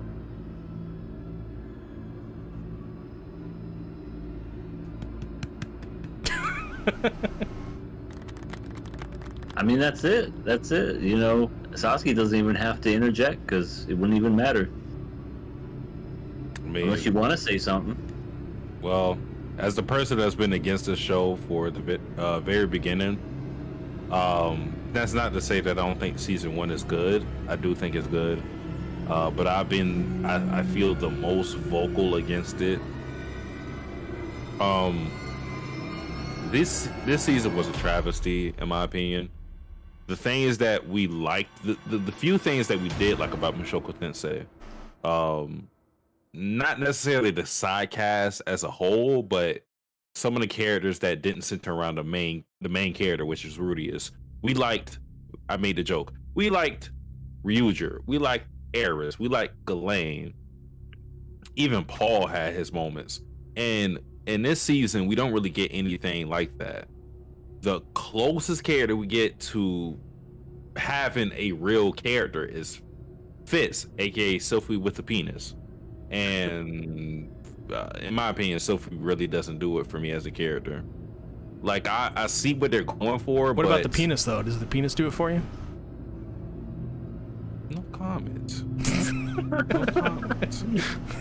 But it's just you introduce Beast Girl number 1, Beast Girl number 2, Zenoba.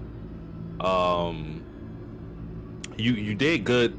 You did good with Nanahoshi. I mean, like, not necessarily the character was interesting, but like what she brought to the story was mad intriguing.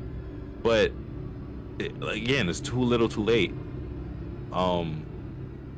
This came literally on the deadline of kill or pass. Had you did this episode 8 and then you followed with something in episode 9, we might be having a different conversation. But you had your worst episode last week, and now you have your best episode now. And then everything that followed the other episodes is just, it was just mediocre at best.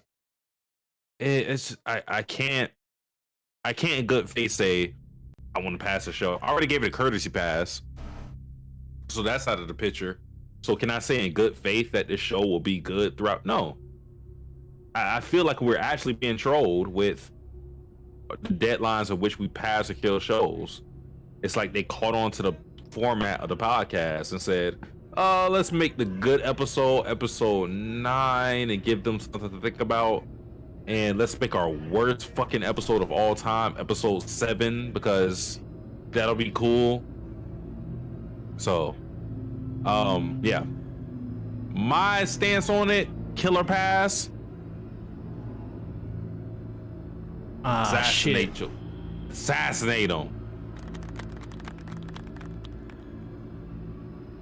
It's dead.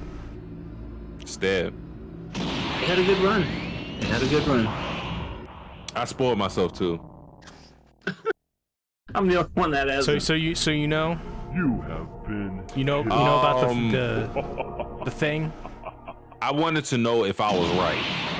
I won't say if I'm right or not, because that would be a spoiler in itself. But that's what I went to go. That's the information I sought out. If I was right or not. I won't say if I was right or not. This is the first time we're debuting the kill screen.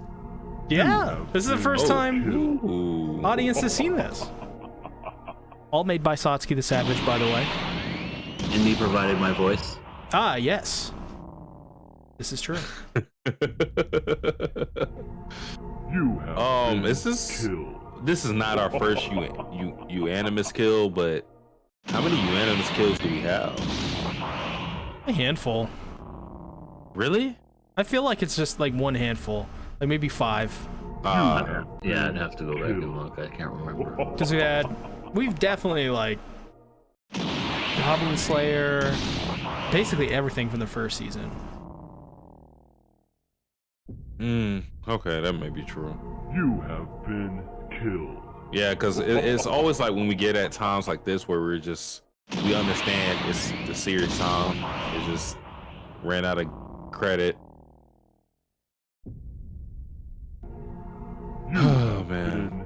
All right, Man, this show has like mad potential. You know, don't get me wrong, guys. It's not terrible. It's not the worst thing I've ever seen. I'll say that. Not even close. It shoots itself in its foot. Like, there are a lot of shows that are just bad in its premise, its characters, whatever it may be, whatever the focus is. This show isn't that, but because it chooses to focus on the comedy, which is not good, and entails sexual assault jokes and stuff like that, sexual harassment jokes, it's funny, or just like focusing on inconsequential things, again, it shoots itself in its foot. If we didn't focus on all that stupid bullshit, this show would still be here. Because it's good at what we like, the world building. The world building is great, but you guys chose not to focus on your strong point for how many episodes? Instead, you chose to do Beast Girl kidnapping. What? I don't know, man. You have been killed. Well, it is time to get back to the show proper. It's time to move on to more somehow surprisingly greener pastures. I think it'd be the other way around, honestly. Rurouni Kenshin, episode 9. Shit. What do we think about this episode? Kenshin. Can I talk about the? Can I jump way ahead and talk about the terrible English that we got? Oh fuck! That was so funny at the end. Unbelievable!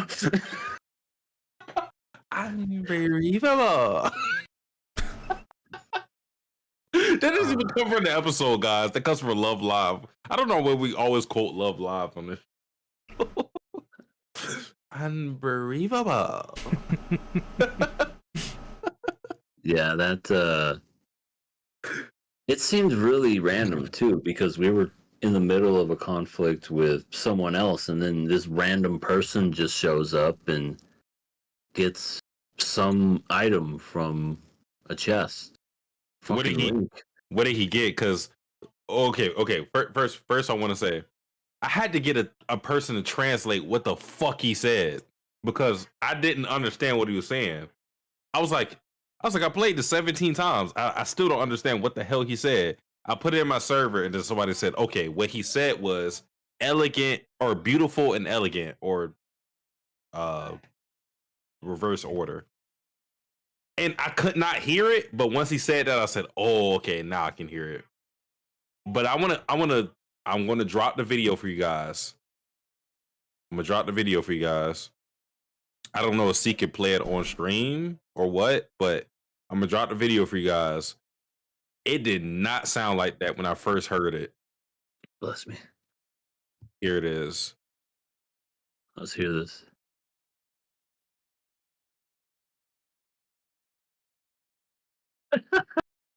Beautiful and elegant. I did not know what the hell he said. I was so confused. I heard it over and over. I said, what the hell is he saying to me? Beautiful and elegant. And it's some other person. Oh wait, No, is that the main guy from the opium thing? That's Conryu. Yeah, so that's Okay, Yeah. so it wasn't some random guy. My bad. I thought it was just some random guy. he does look like a kaiju character, so maybe you thought he was from a different anime. Yeah, I thought he was somehow escaped from Attack on Titan panel and came over to Rurouni. I was like, how did this happen? How is that possible? One He was did- made prior. With that teeth, those teeth and that sharp chin, he definitely looks like a kaiju character. Yeah. But that was great. The fights were great with big old beer belly. Well, not beer belly, just fucking gasoline, and he just lit him up. Yeah, kerosene guy. He's just I don't understand how that was like his whole magic trick and nobody figured that out. He literally has like a big ass like wick hanging out of his mouth. Like you could actually see it. I guess Yeah. maybe people didn't see it enough to survive to snitch on other people. Like he has to. I mean, the dude is literally like 8 foot tall. So I mean that also adds a lot to it. It's like, there's an 8 foot tall red guy. Is he a demon? Are demons around in this universe? Or is he just really sunburnt? Because he's just very red. I don't know. He had like 4 teeth. Yeah. I don't know if that was a part of the whole demon thing, but yeah, he had 4 teeth. And then there was one dude that wore a mask. He was apparently pretty good himself because he actually knocked Kenshin down. I was Yeah. like, who's that guy? It's like the requirements to be on this team is to be ugly. Like, if you're not ugly, you can't be on this team, except for like the main guy. He's like, I can be cute, but everybody else, Well, I guess I'm not making the team. no. I would. You cannot be what's the main name of their team? Ona something. Yeah, I can't be the owner something. Yeah. Nope. This is so. When Yahiko gets poisoned and you see his face, the first thing I thought of was when you nut and she keeps sucking. Jesus Christ. That's a kid. See? His face, though. It was This great. is the sound that he made. Oh my god. That's not the sound he made. He was distraught. When he nut and she keeps sucking. That's my nephew. You guys are making fun of and laughing at. And it's time of the stress. Oh my god, I think I'm gonna. He was hurt. He was poisoned. Oh, he'll be okay. Just suck it out. Yeah. He Wait, okay. That's one thing I want to talk about. So there are certain things that happen in anime that are not just anime, because I've seen this in just like Western movies as well. One of those being the whole thing of like getting a wound and being able to tie it with a belt or whatever it may be and stop the bleeding. That doesn't work. It doesn't work like that.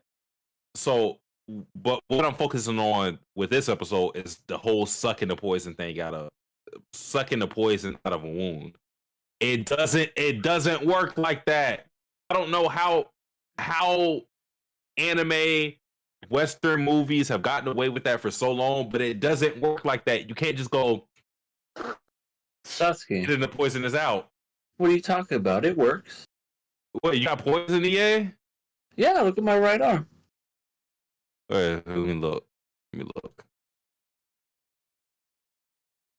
Oh shit. See, it worked. Fuck. Well, Suck the arm right out, too. yeah. Did you get did the cell take you out or okay?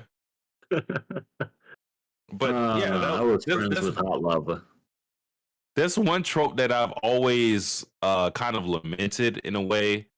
like I understand it, but at the same time, I'm glad that a more realistic perspective was put on it because she recognized that Kaoru knew of the trope of sucking the poison out, and she said, "No, that's not how you do it. I'm an actual doctor.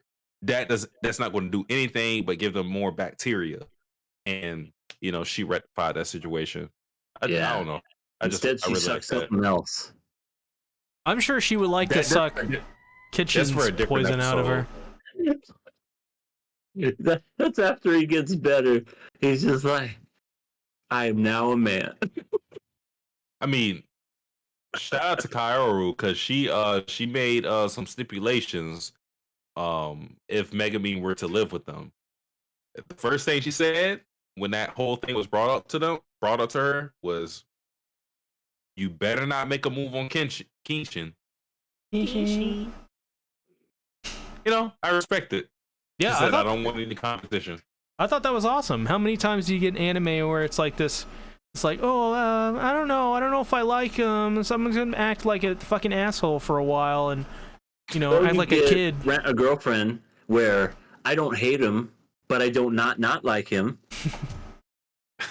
So indifference. A stranger. I couldn't believe that was an actual fucking. Which, by the way, my girlfriend's coming back this weekend. Oh shit. You got me thinking, Satsuki, and I said to myself, you know what? I've been putting it off for too long. I'm doing it like this. Episodes 1 through 3, 3 through 6, 7 through 9, then 10 through 12. So it's going to be a 4-week, 3-episode per once a week compilation. So I figured that would be best for all of us. It's going to be me. It's going to be Rising Sun Reviews. And C is going to be special guests every once in a while. True story. So this weekend, I don't know what day this weekend, because I've just been, once I get through this week, I'll pretty much know what day it's going to be. But when it does know, I will text you, Satsuki, for sure. It's KOA getting way too hot up in here. Yeah. This might as well be the new Game Awards. World premiere. World premiere. It's just me talking about Reddit girlfriend. So get ready for that. Coming this weekend for reals this time, not just for play for reals. I wanted to say that at the end, but since I brought it up, I figured I'd talk about it now. So yeah, might as well. Look forward to it. Can we heap some praise upon my woman, Megami? I mean, we can try. What I thought though with her character. They haven't explicitly said this, but they kind of have. So she's the one behind the opium with the making of it because she was the assistant to the doctor that was originally supplying them with the opium. And because she was, able to mimic what the doctor was doing, she kind of was tricked into making opium for everybody because she thought it was like a good cause. So that's how she got roped into all the stuff with Ryu and the rest of the guys. So yeah, Megami is actually a good person and not evil. And yeah. Is she single though? Looks like she's single to me. Here's your chance, Satsuki. My chance, my time. It's my time. She looks like a Meiji era Yumiko. You got this. Do it. I'll do it. Fucking do it. You don't believe me? Huh? I believe you. I'll do it. Step on me. Satsuki fangirls out there right now. She's definitely my type though. But yeah, no, you guys pretty much got everything that I wanted to say about it. Is there anything else that we missed? her backstory is interesting because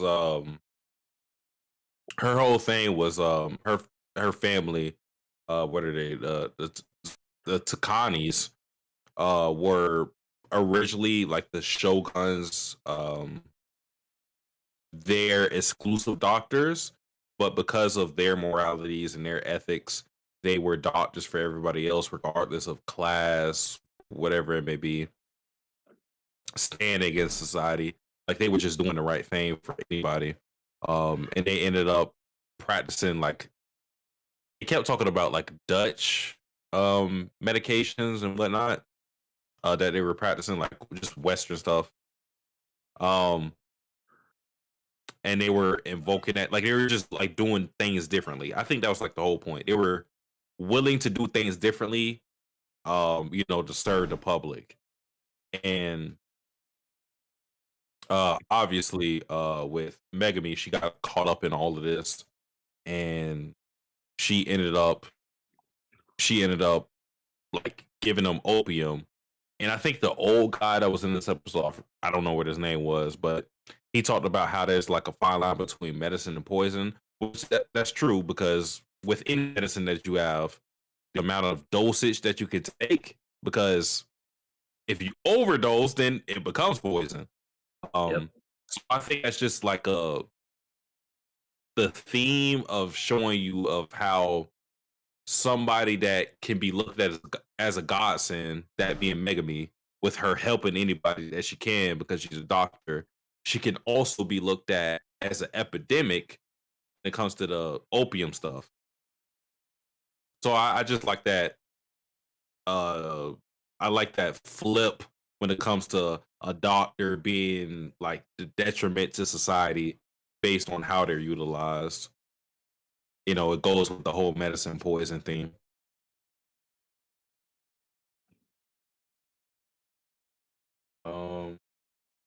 Yeah, Yahiko got shot. He protected the women. The woman. Yeah, he actually did something. Yeah, he did. Even though if that something was only getting shot. Yeah. That's really it. Yeah. Kenshin, very simple series. Really flows. That's what I really appreciate about it. But yeah, my one thing that I just loved about this episode was just the whole Kaoru, like, better keep your hands off Kenshin, you bitch. Fucking kill you. Like that. You goddamn sleep. Yeah. I definitely like, if you're gonna do the whole romance thing, I definitely like women that are more like going after it. Women. I definitely like if they're going after it. They realize what they want and they just they accept it. I don't like the whole. I don't know if I really the whole teetering if they like them or not. Like, I don't know if he's like that way, but I don't know if I. He's like okay. him or love him. I love him. Is he cute or is he handsome? I don't know. He's kind of like edgy a little bit too, and that's what I really like about him. He feels like he could hurt somebody, maybe even me. He looks good in everything he wears, even though he looks like he's gonna die. Especially all black. I think that's like his like zodiac animal. I just want to put him in a collar. Call it. I want to collar him, drag, walk him around on a leash, just collar him. Oh my god, guys. I love him. Totally. Hello, Veronica. Veronica, you're He's back. really Veronica. Yeah. You sound a I am little back. younger, Veronica. Well, I did just do a lot of drugs. You sound like you've also done a lot of drugs with the way you're slurring. Yeah, drugs, musical fruit, the so the English at the end of the episode. Wonderful and unbelievable. How many days have you been sober, Veronica? 20. seconds. 20. Oh. You just got high and decided to appear on KOA out of nowhere? You know how it goes. You get munchies and you say, fuck it, I'm gonna talk to Steve Allen, then Sasuke the Mirage. Yeah. I mean, yeah, there are those days like that. And all you can really do is roll the dice and, decide when is enough. So you doing opium? What you said. I roll the dice a lot in the back alley. I lose a lot of money. That's why I steal.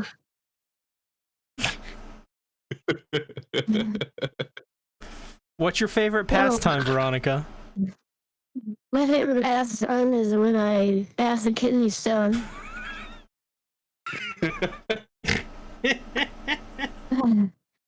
I mean, I don't drink enough water, and that shit hurts. It hurts so good. It is so good. I feel so numb, yeah.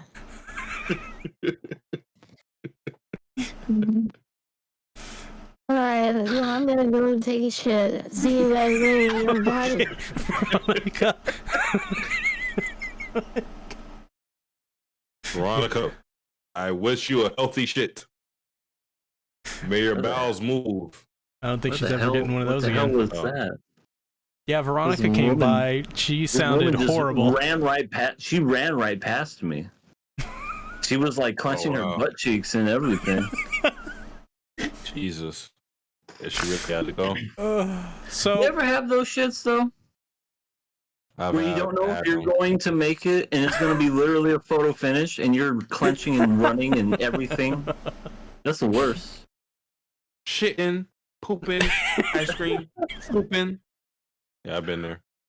Oh, it's the worst.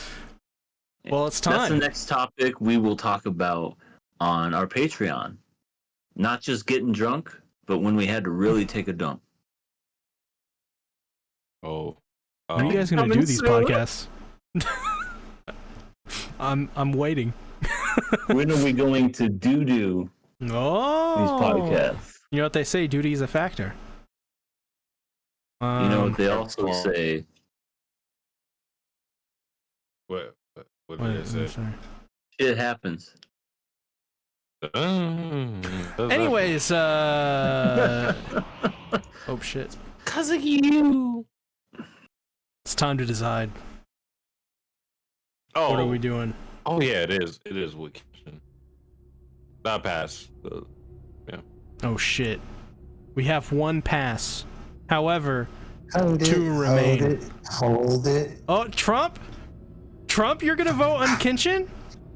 I have to intervene. I am a fan of the anime. I am a people of them. I've been shown a couple of things. It's got tentacles, and I'm like, hey, what is this thing? I don't know. What's your So, favorite anime, Trump? well, from the ones that I got from really good people, I would say that my vote, not my vote, excuse me, fuck am I saying? Hold on, let me take another. Oh, God, okay. My favorite has to be Doki Doki. Literature Club? Really? Yeah, they seem like really nice kids. They're having fun reading books. I don't finish Doki Doki Literature Club. I may have played it for like 10 minutes, but from what I saw, it was great. It was beautiful. Oh wow. You're in for some trouble. Tell me about it. Anyway, I am going to vote for Doki Doki, best anime of the year. Final answer. All right, Trump. Can't argue with that. I guess that's a pass for Kenshin. EA, what are you giving it? I don't know why everybody's coming through my house today. Yeah, I think this has been fun series. I've been enjoying it. Giving it a pass. Easy pass. Oh shit. Pass it is. I pass it too. It's great. Who doesn't love Rurouni Kenshin? Kenshin. This is what we need. What we need is we need to get Kaoru that dog collar. Okay? No. For her. Oh, I missed What? it. What dog collar? What? yeah. C wants to like imprison women or something. Oh, I missed that conversation. Yeah, No, it was a quick Kaoru- conversation. Kaoru wants to call her Kenshin. You sure you don't want to imprison Kaoru? Oh my god. Next anime. Jujutsu Kaisen, season 2, episode 6. It is finally back. What'd you guys think about this episode? This is the first episode of the Shibuya incident arc. Love this episode. It's literally the first episode of season 2 when you think about it. No, EA, is interesting that you say that because the structure of the manga versus the anime was that this was the first chapter of this arc. So like the structure of like the flashback that we saw with Geto and Gojo, this happened before we saw all that stuff. Okay. That's how it was structured. Okay. I guess that makes sense. Yeah. But I guess yeah, I enjoyed it. We got the original crew.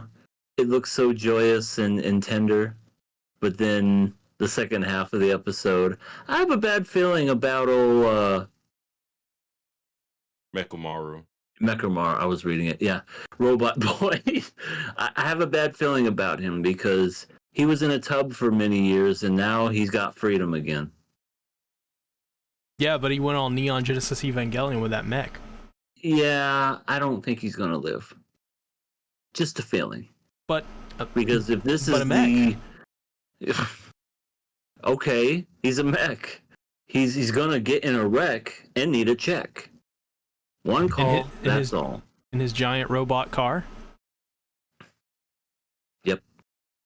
Exactly.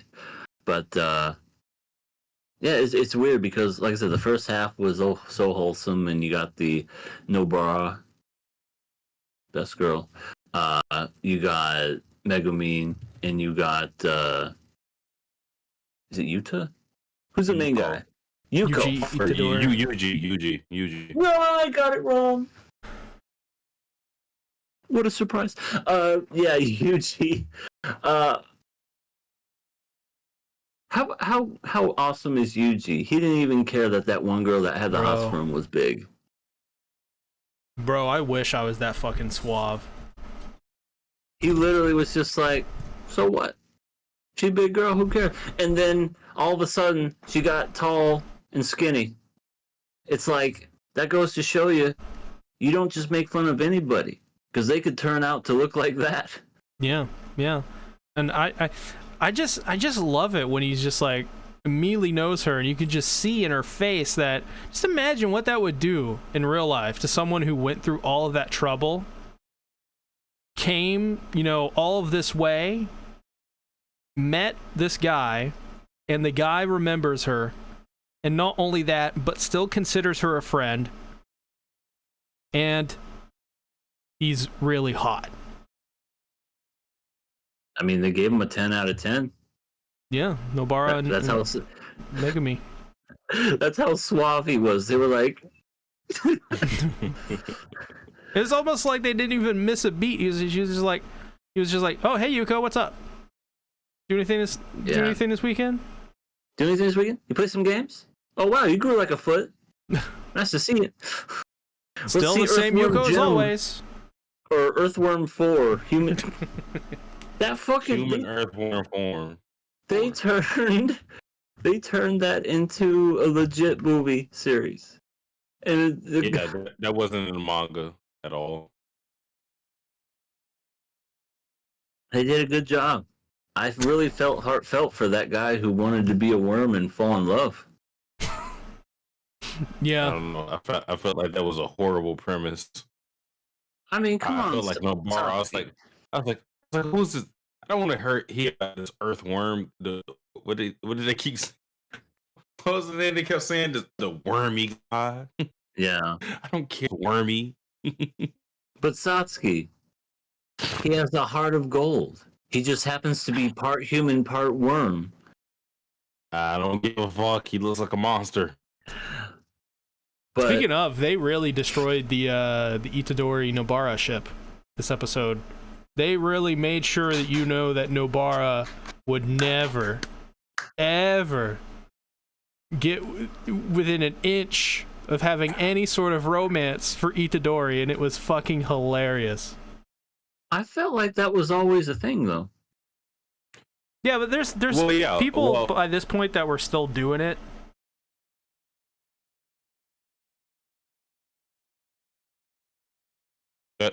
Oh, we're pausing? Hello? I want to say, No. I thought you were like, You supposed to keep going. I thought you were in the middle of a conversation. It sounded like you were... No, I was done. Okay. It sounded like you were going to add more. No.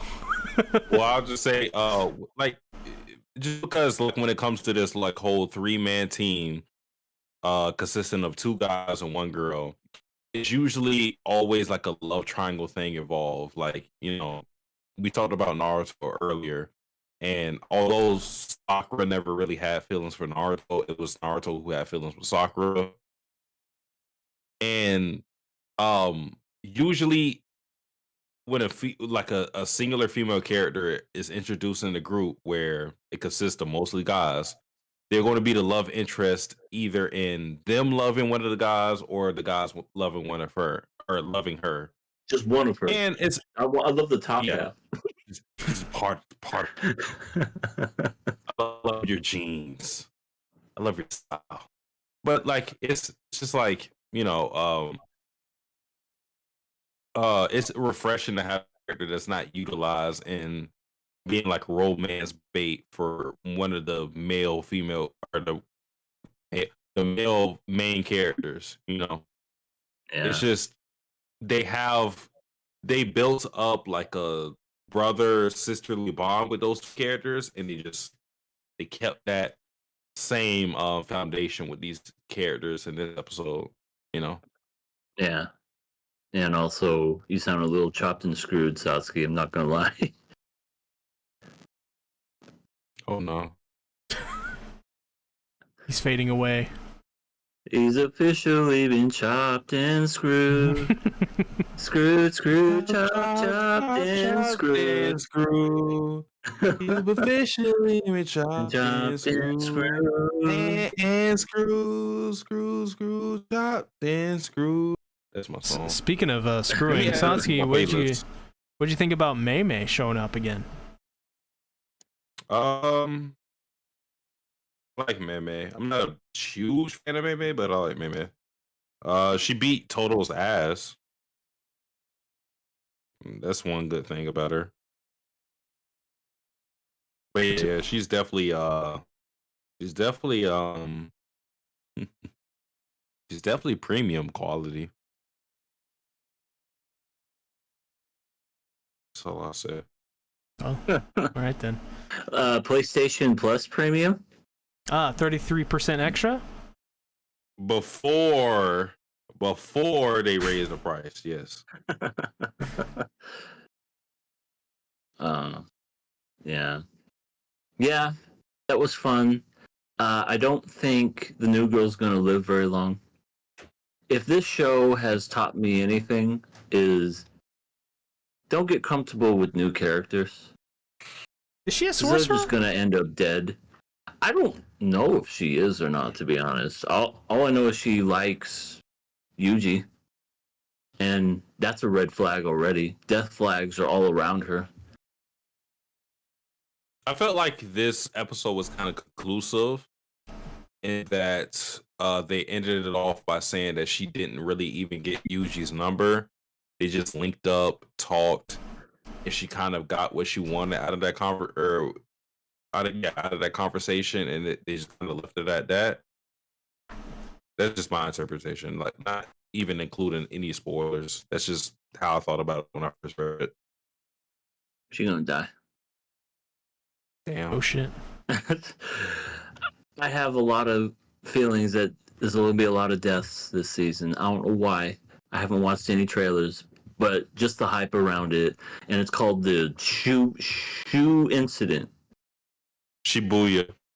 Yeah, that's incident. right. The shoe booty incident. It's going to be not good for all that's involved. I feel like they're going to, well, not a lot of people dying, but there's going to be deaths. That's my guess anyway, because, yeah.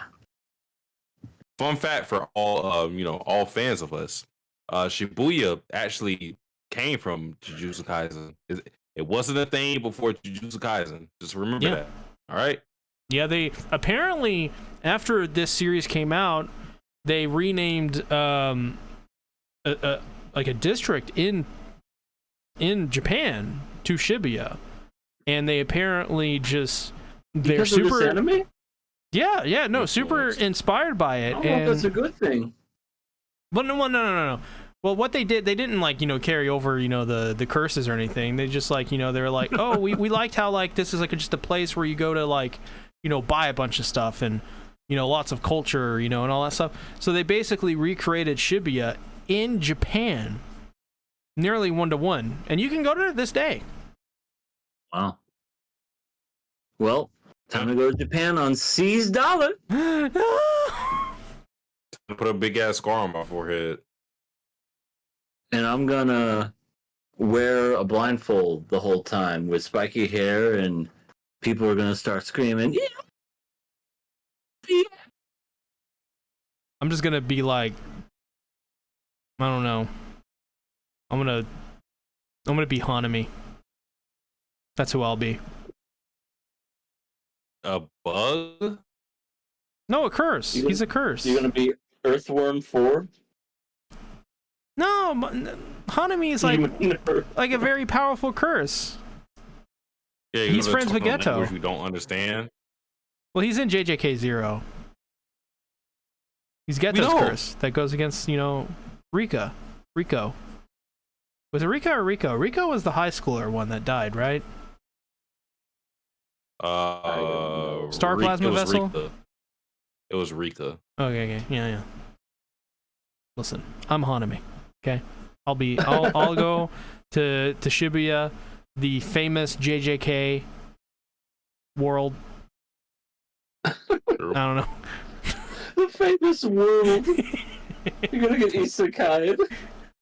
So I think me and C already read at this point before we watched this episode. So EA, how did you feel about the traitor being revealed to be Mekumaru? Or how did you feel about the traitor plotline in general? I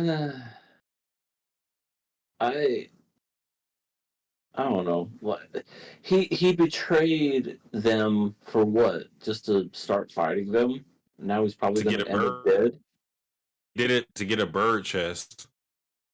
Right. He essentially, okay, I get it. He got himself a body, but now he's going to get bodied. If you know what I mean. Like, tell me what sense that makes. That just, I don't know, it's kind of irritating in a way, in my opinion. Or he'll survive and body Miwa. What? Wait. He'll smash Miwa. What? So it's a newfangled term I just made up. Instead of body as in kill him, you body them as in kill him, with your penis. We're not going to make that a thing. No. I mean, I think we can make it a thing. I hope that never becomes a thing. That seems like some pretty lit and ill shit right there. I'm going to retire those words from my vocabulary. So you guys have any glizzies recently? When it comes to that scene, Satsuki, yeah, I don't know what to say other than this. It's essentially setting up the whole arc, and I guess if I was to pick a traitor, he would definitely be sus. Because I don't know what it is with anime or just shows in general. It's always the person where you can never see their face. It always has ulterior motives. So they're always the traitor. It seems like, anyway. But yeah, guess I saw it coming, but at the same time, it's just to start the plot of this arc. So here we go.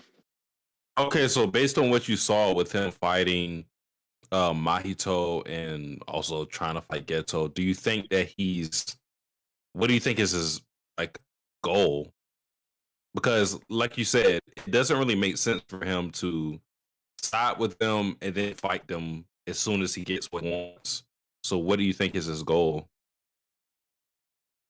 I don't know. I would assume that his goal would be to, I don't know, defeat Mahito and just leave and be reunited with his friends. If anything, I'm sure he would be tired. He's probably tired of being the robot guy, So if he was to ever meet up with everyone else in person, he would actually get to meet them face to face, and I'm sure that's something on his mind. I know if I was in that position and I got a brand new body, I would. So I'd say that, surviving, trying not to die. But I don't know. I guess I don't know what the motives would be as far as like, because to me that seems like a huge risk, Oh yeah, let's go ahead and get a new body, also be a traitor and snitch, but then have a chance of dying after I do what I do. It just, yeah, there has to be something. I just don't know what it is.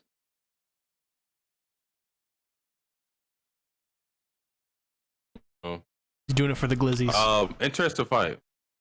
Yeah. I don't know if he's doing it for the glizzies exactly. He may be doing it for the Miwa. Miwa's glizzies. There you go. I bet she can make a couple glizzies. Is this your new fucking word, C? Of the season? I hope not. JJK comes back and all of a sudden we're all about glizzy. Guys never had glizzies before? I'm done. No. You never had hot dogs? Glizzies. Hot dogs. I've never heard hot dogs ever be called glizzies. That's what the kids are calling it these days, and I'm one of the kids. You are not hipsy. You have a hip, but that doesn't make you hip. I got 2 hips. Uh-oh. And do they lie? No. Your hips don't lie? Okay, Shakira. My hips don't lie. I love this song. Okay, so you get a new body. If it was me though, I'll say if I was Mekumaru, I'm going to get a better body than what he got. Not saying his body is terrible, but can I get like some pecs, like a defined 8-pack, something a little less scrawnier. Be Arnold Schwarzenegger in his prime body. Yeah, why not? Why not? I mean, like you can literally make up my body to whatever you want. You can make me like a fat bitch. You can make me the strongest motherfucker you ever seen in your life. Can you like give me something in between? Like, why are you making me like? Why are you making me look like I just came out of this robot coma thing? Like, it's just funny to me. The whole notion that he betrayed his friends for this bird chest makes no sense to me. I betrayed my friends. Now look at my body. Yeah, but what's in the box? What's in the box? Couple glizzies? Are we talking about Rurouni Kenshin? Yo. Glizzies? Can we kick C out of the chat here for a moment? It's time. What? Yeah. How do I kick you? What? Listen. What does this button to do? Listen. What does this button do? time to decide, okay? This is the week. Killer pass. It is. Well, I guess I don't have to do all this dramatic stuff. I mean, it's been a month since we've seen JJK, and we're finally getting into some awesome shit. I won't pass it because I want to see what happens. And Sasuke just left. So. Well. Oh shit, he's back. Oh, What's he- welcome what the back. fuck Oh, is wait, doing? he's looking for something. Oh shit. I feel like a freaking narrator on National Geographic. And the Satsuki's walking around trying to find some ravaged food everywhere. Let's see what he does in this situation. It looks like he's found some prey. He found himself. I was looking for some socks. I was looking for socks. The Satsuki My found beautiful- wild sock. He will now wear it on his feet. You gotta pay extra for the feet. You thought you were going to get the feet. KOA Plus. It's just $1. You can sign up. Links in the description. It's See amazing. Satsuki's feet Yeah. for $1. Yeah. I give it a pass. This was a fun episode. Bargain. I enjoyed it. I really appreciated the Yuko stuff. Really did. Just because they didn't make fun of her.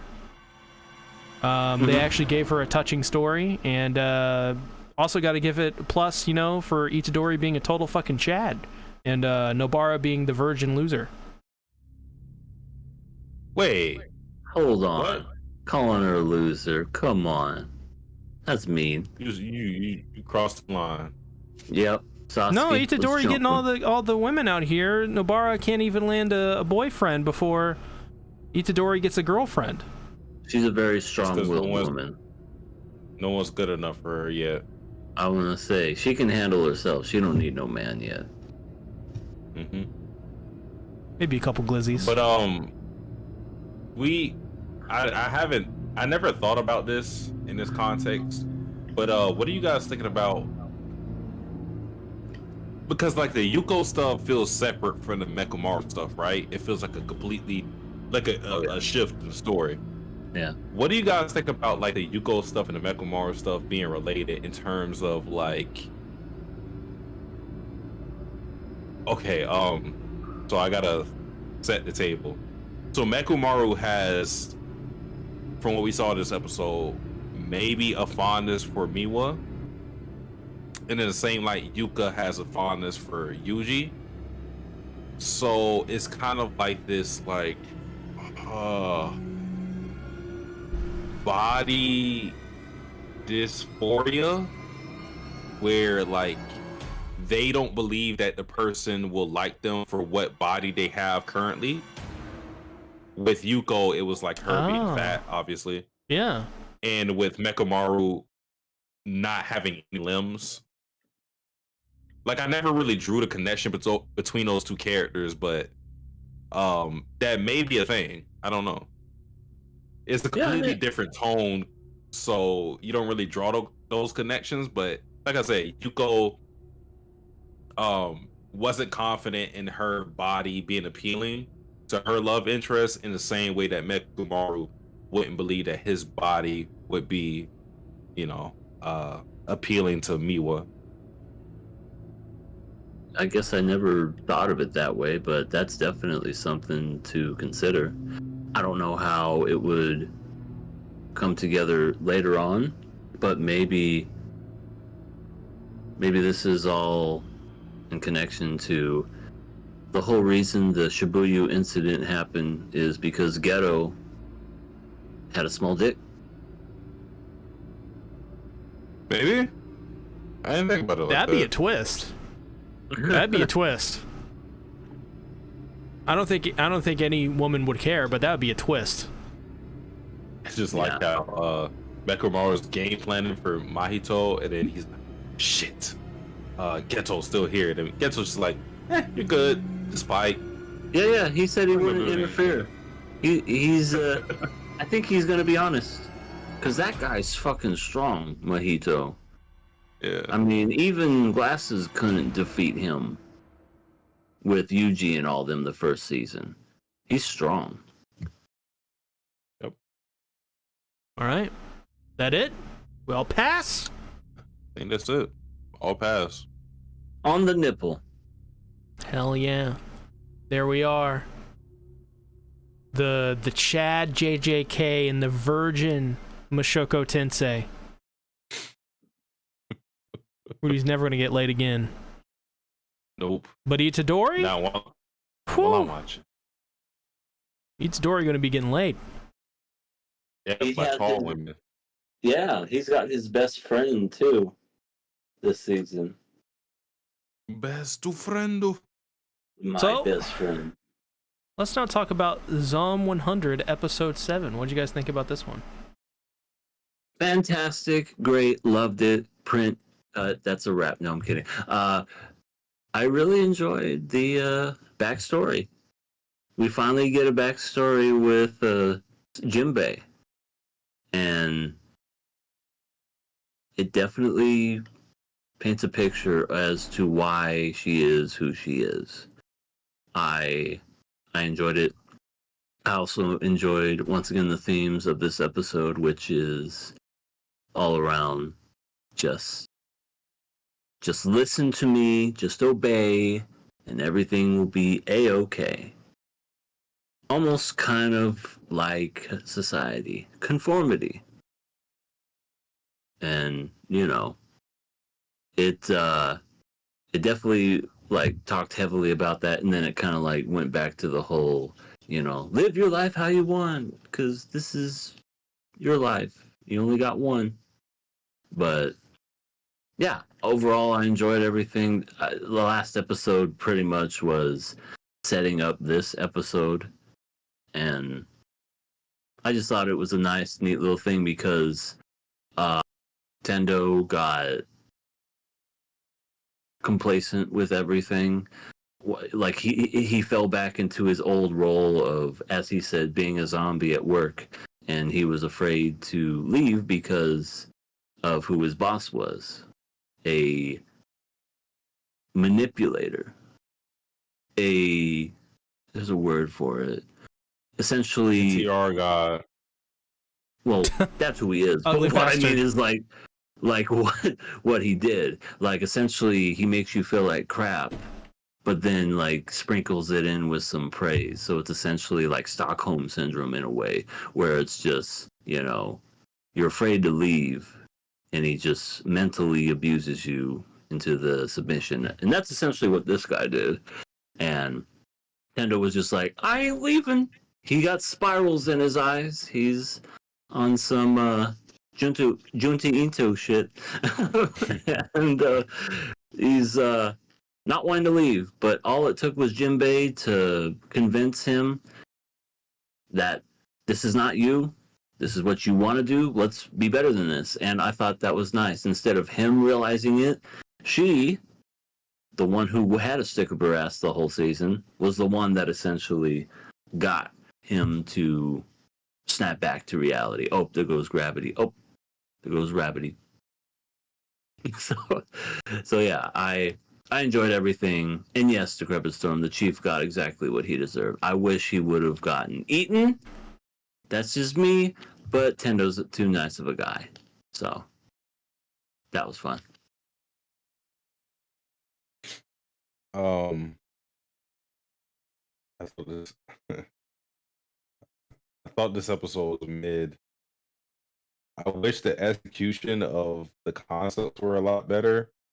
So like, because I feel what EA is saying with like with Shuzuka's backstory and with Tenno's trauma being conquered. But again, I don't think the execution of those things were that great. For one, I'm just going to talk about like the big elephant in the room, or like the biggest thing that I had an issue with, and that was the whole zombie in the truck thing, because that was the big thing that set everything in motion. For one, why is a zombie hiding in a truck? Considering what we see in this world, the zombies are like chasing after humans the entire time. So why the hell was the zombie literally camping out in the truck? Like, and it wasn't like the zombie just got caught up in some trap or something and it just happened to be in a truck. It literally was hiding like, excuse me. And then it did its thing, which was bite one person and then everybody panicked, which doesn't really make sense in that. Because I tried to give the series a little leeway. I thought in my head, okay, maybe they were sheltered to the point where they didn't know how to deal with a zombie attack. But then I thought, and I said, wait a minute, these guys literally have zombies working for them. So you guys have to at least understand how to capture zombies. You shouldn't be zombies to this point. Because the guy seen zombie bite one of his friends and he just panicked, drove truck, and then it was this domino where everybody just panicked and everybody got ate and infected and whatnot. And I was like, it felt like one of those things to where the objective story was we had to collapse the society that was built up by NTR guy. How do we do it? Put zombie in, have him affect one guy, and everything fall apart. It just didn't feel really natural, in my opinion. So that's why the execution in that regard wasn't exactly that well. I came to like Shizuka relating that to her past trauma with her father. That was a little better.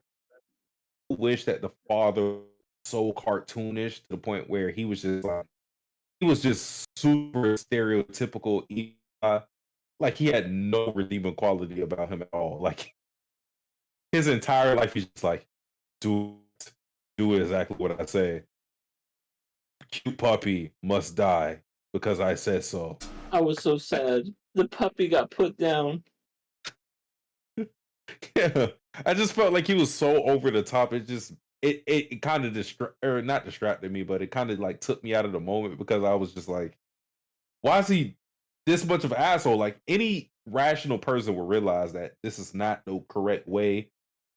Even if you want to manipulate people, this is not the correct way to do it, because at least with the NTR guy, he gives you like this give and take.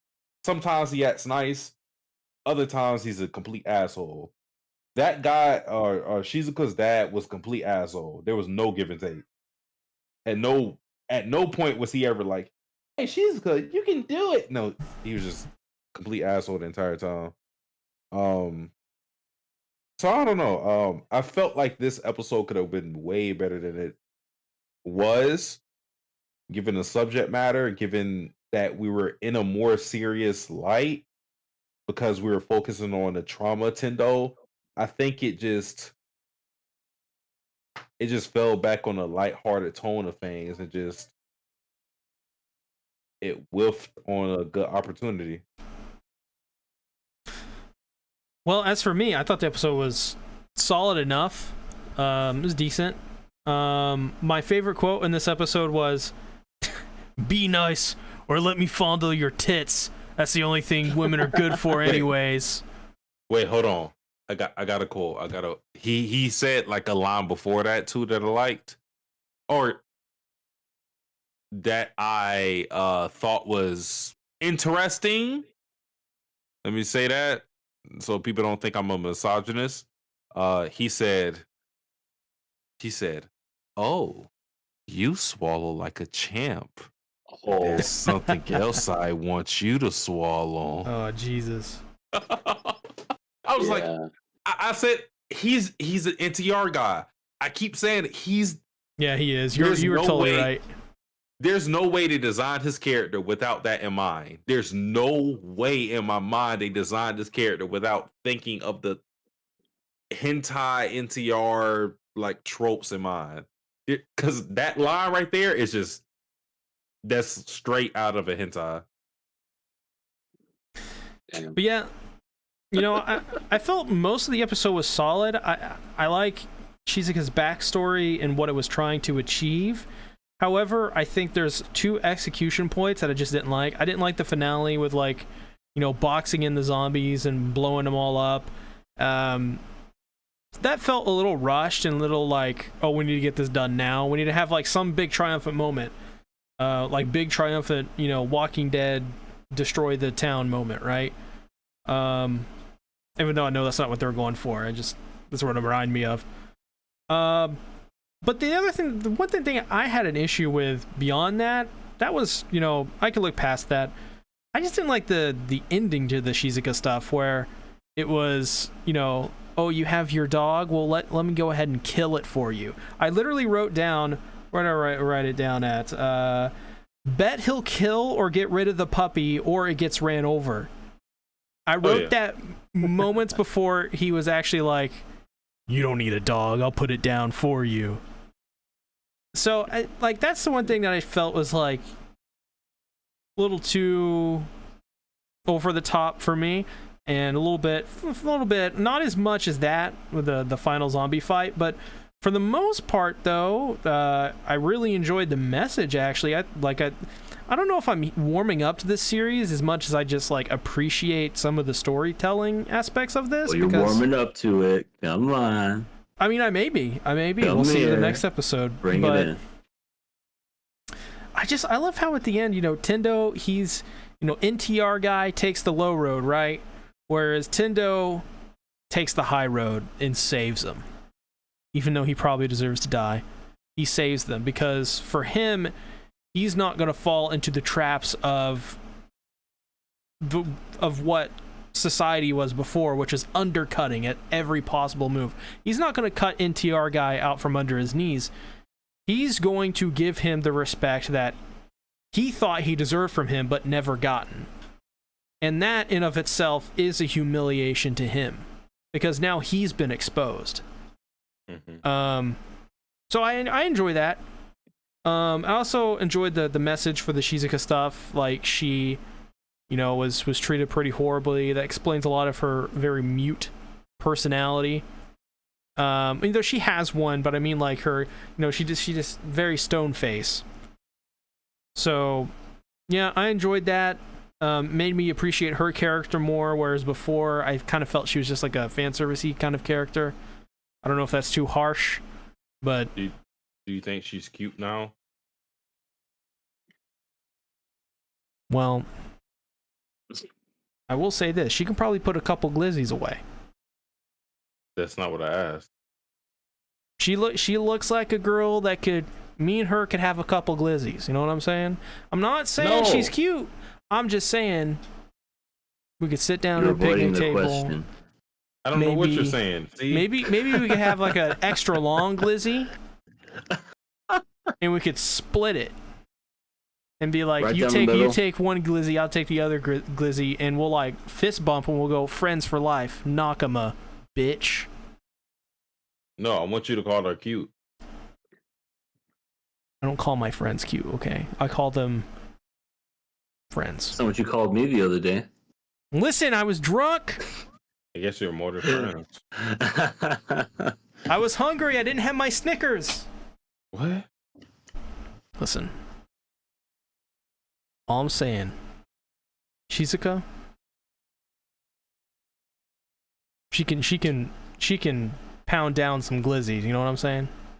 She you know what? I bet she has expert technique. I bet she dips.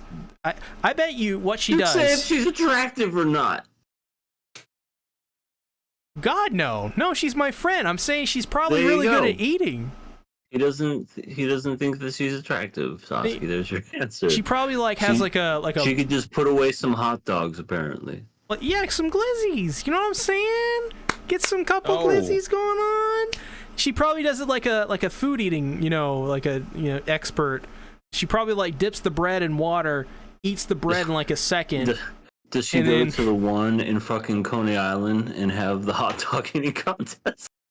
She probably, she's probably good at this. I mean, she clearly works out. So yeah, that's why she's Jinbei. Yeah.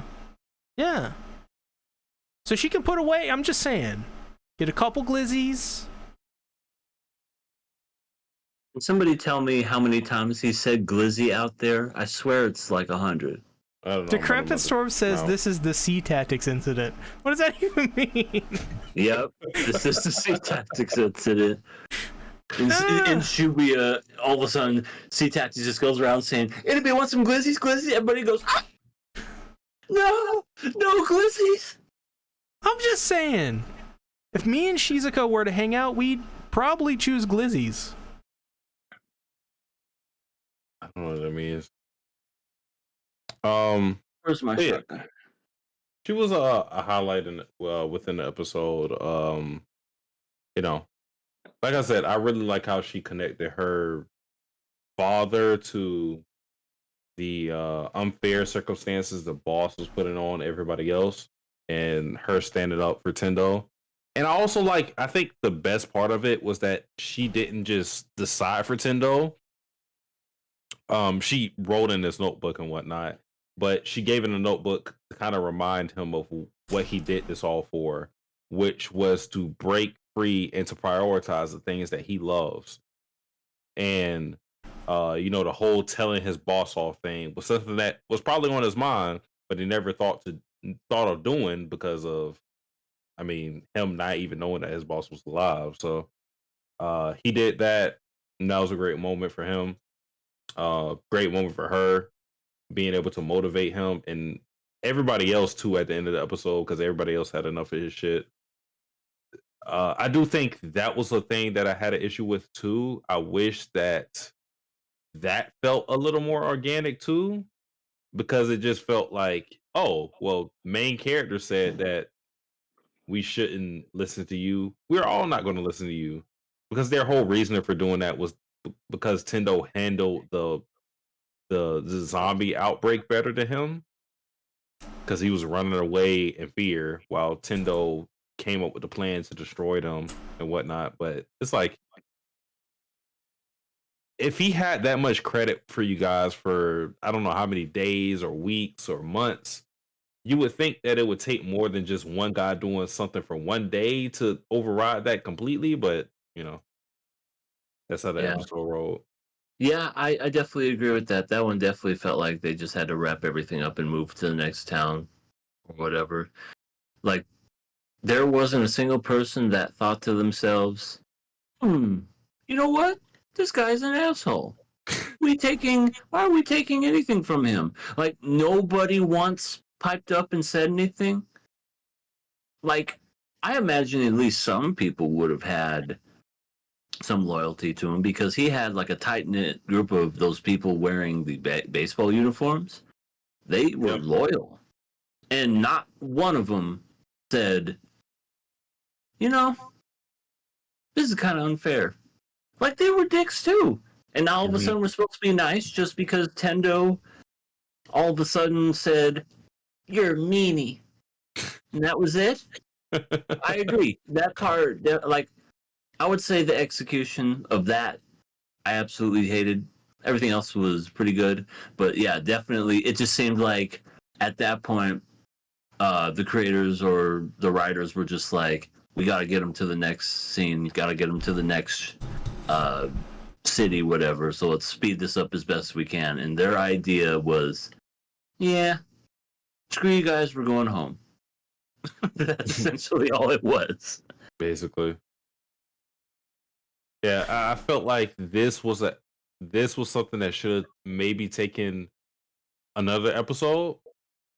Just another episode would have been good to kind of split up. Like, I think the whole thing of Tendo having his turnaround should have happened at the tail end of this episode that we just watched, and then all the consequences of everything should have happened in the next episode, just to like properly encase all his feelings and everything that he was dealing with him conforming to authority and him like breaking out of it, because that's not an easy thing to break. Something that is instilled to you like that, something that's ingrained in you to be a worker, and if you don't do this, then because what he was really what he was really threatening him with was like the thought that there was nothing better out there for him. And I think that's a lot of things, that's a lot of what people deal with in current society, with them thinking that I can't quit my job because there's nothing better out there for me. So that's his mentality with what he was doing right now. If I leave this position, then I'll probably get eaten by some zombies or something. I felt like they should have taken this episode for him to get over with, but it, again, like EA said, it kind of just wrapped itself up in one big bowl. So, yep. Well, let's go ahead. Let's wrap it up with some viewer questions. Viewer question.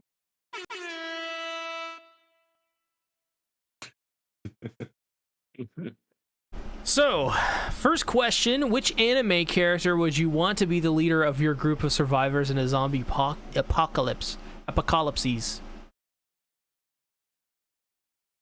Leader?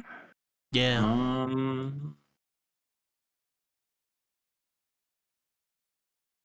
What about Lelouch Britannia? He's a good leader.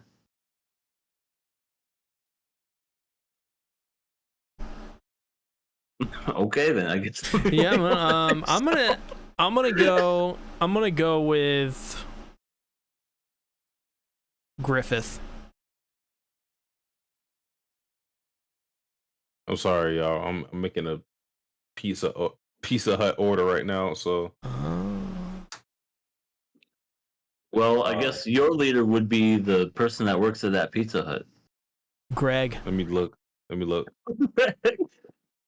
Pizza Hut CEO Aaron Powell. Ah. A great leader. He's bald. Yeah, bald probably is more money the brain cells. Which character would you want you to be the leader of your group of survivors in a zombie apocalypse?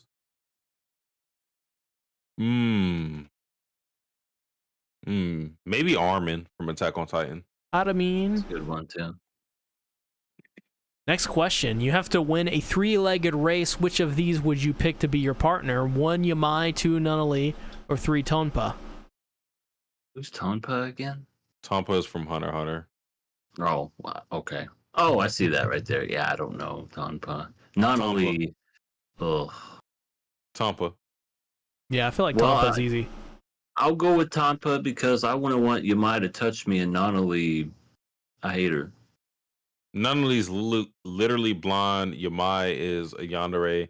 And despite Tompa's stature, he actually, if you watch Hunter x Hunter, he actually survived like this marathon race, which was, I forgot the exact meters they were running, but it was like some crazy number. And he survived all of that with no trouble. So yeah, Tompa, you probably want him on this team. He's way more athletic than he looks.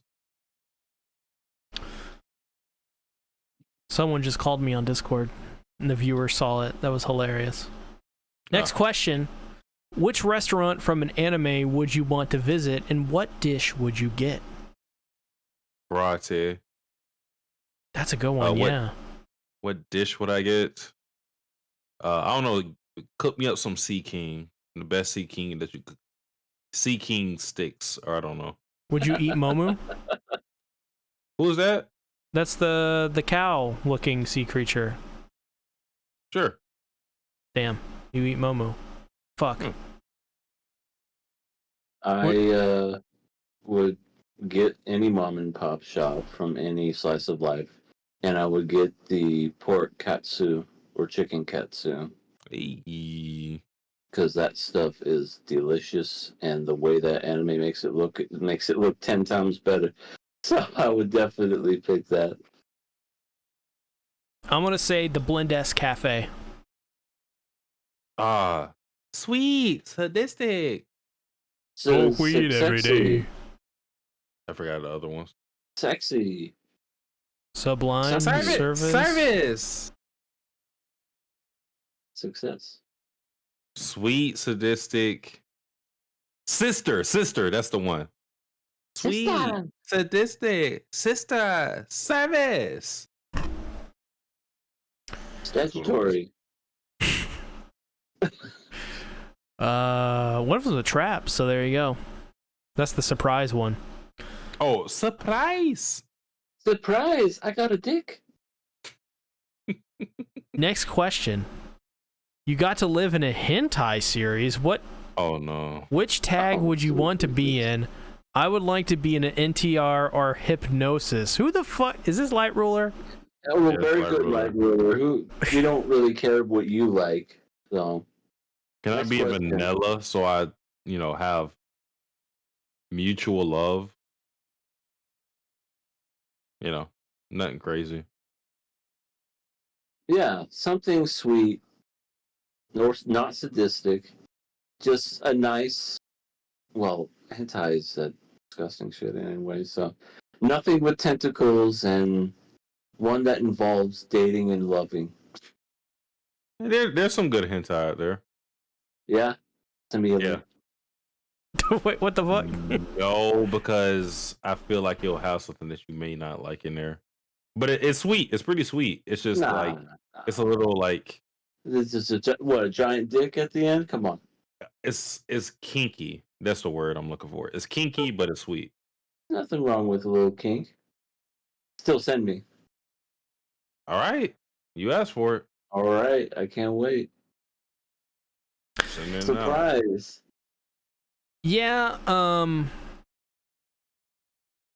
don't look at hentai much anymore, or pornography in general. Sort of on the whole health is wealth mindset. So I try not to look at that stuff anymore. But yeah, I don't know. I guess vanilla. Vanilla seems the healthiest because hentai is pretty crazy. So that's what I would say. Next question. Ellie and Elise and you are alone in a locked room. What do you do? Leave. I pull some money out of my pocket, give it to her, and I say, take a shower. And then I leave. Ah, that's a good one, EA. And when she's in the shower, you take the money and you leave. So she doesn't get anything. No, I never see her again after that. Because I'm sure she got a stanky vagina. Oh my god.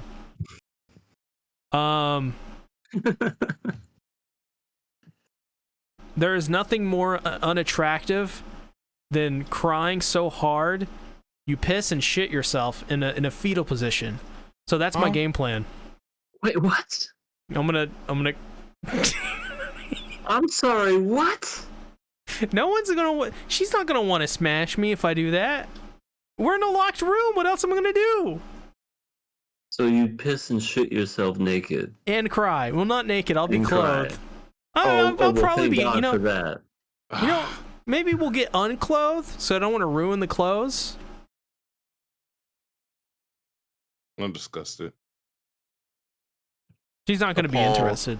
Well, that's the point. That's actually the point, is to be disgusted and appalled. Mm. Unless she's probably been into some weird stuff, so. You know what else fucked. I would do? I would say... mom. Oh. No. But you know who else pisses and shits in the floor in a fetal position? My mom. No, what I would do is I would tell her, hey, there's this guy named Paul Greyrat. Oh, it's a good one. Yeah. He would pound you and wouldn't care Yeah. of all the STDs that are up in there. He probably needs it. Yeah. And he'll cry after he's done going, Rudy. Well, the Bad father. next question. Let's hope we never get The one of that second ever again. tactics incident. What do you mean? Oh, the Crumpet Storm. Between You're the great. big three, Naruto, Bleach, and One Piece, which one has the best first saga? This one's, in my opinion, super duper easy. What do you guys think? No, what do you think if it's super duper easy? See. One Piece. I see. A different opinion. For me, it's Naruto. Damn. Is Naruto the one with the tuning exams? Like, is that the Yes. first arc? Okay. That's not the first arc though. The first arc, in my opinion, would be the this is the Land of Saga. the Waves arc. Oh, does that count as a saga then? Well, if he did in that light, then yeah, it would be a saga. Because if we did it with One Piece, then the saga would be East Blue. that's too broad though. Because that encompasses like Arlong, Baratie, Yeah, well, that's how they do it. That's how they do it. Syrup Village.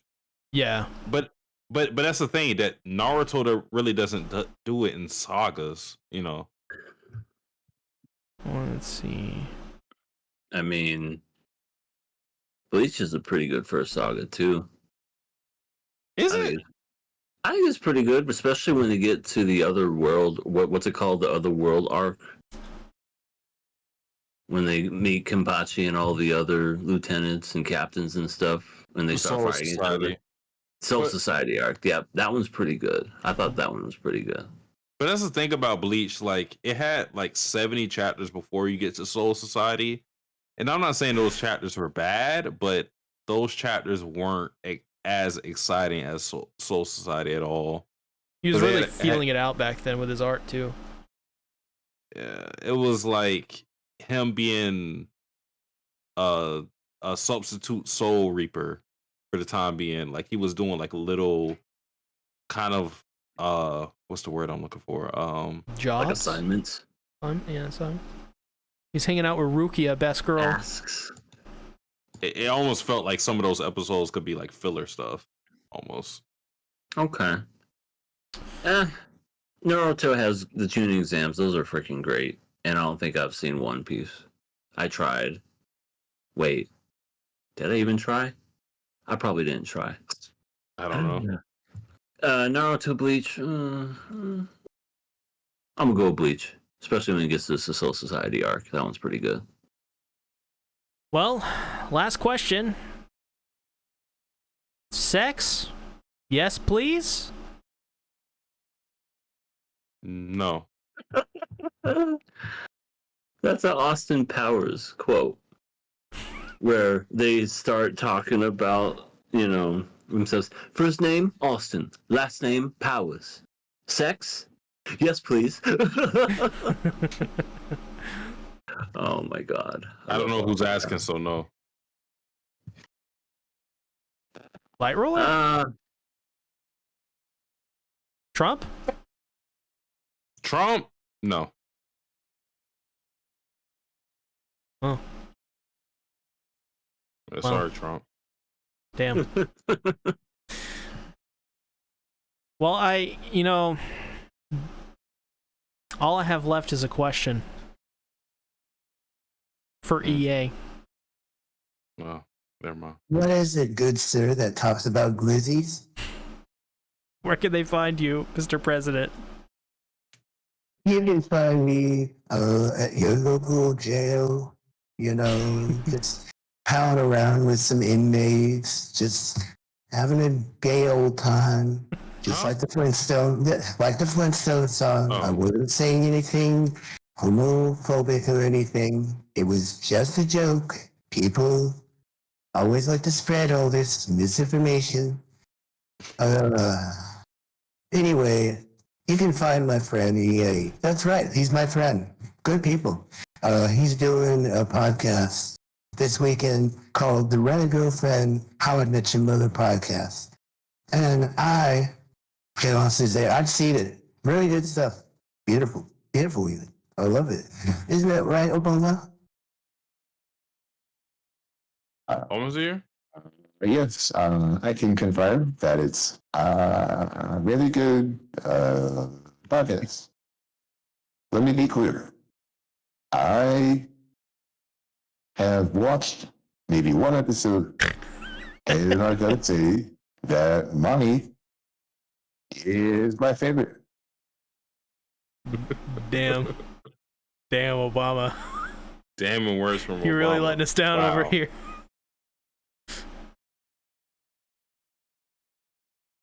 Well, It's your old pal Biden here. All I gotta say is I need to change my pants. Because I think I shit myself. Somebody was talking about shitting earlier and crying. I do that every day. Back to you, America. okay. What the fuck was that? Anyway, yeah, subscribe to my channel. Subscribe to everything animated. I will be talking about the Rent a Girlfriend podcast, and maybe the presidents will be on there. I have no idea. They just seem to come through my house all the time. So, yep. Have a good night. Love you. See ya. And also, today I found out the lead singer of Smash Mouth, Steve Harwell, died. Oh wow, Oh, that Lord, was. man.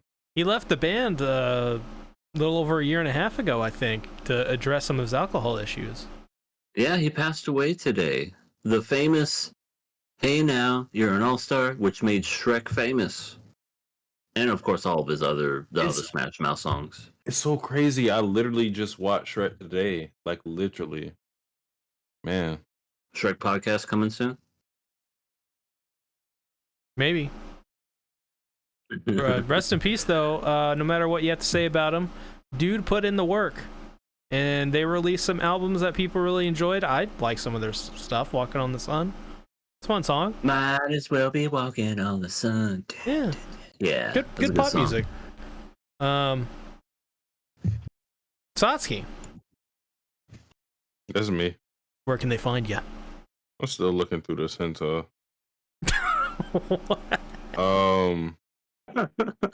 I found it. I literally found it as I'm talking. I found the hinta I was talking about. Thank you. Okay. I guess I'll just DM EA because I All don't right. in the podcast chat. But this is the wholesome hinta I was talking about. Cool. I can't wait to see it. Don't judge me. I don't judge. We all watch anime. If anyone should judge us, it's okay. There it is.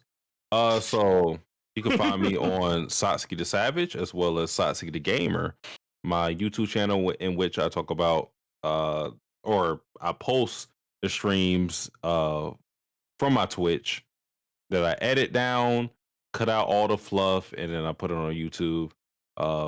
And with that being said, you can also follow me on my Twitch, Satsuki the Savage with a DA, where I stream every weekend, 3 p.m. Eastern Standard Time.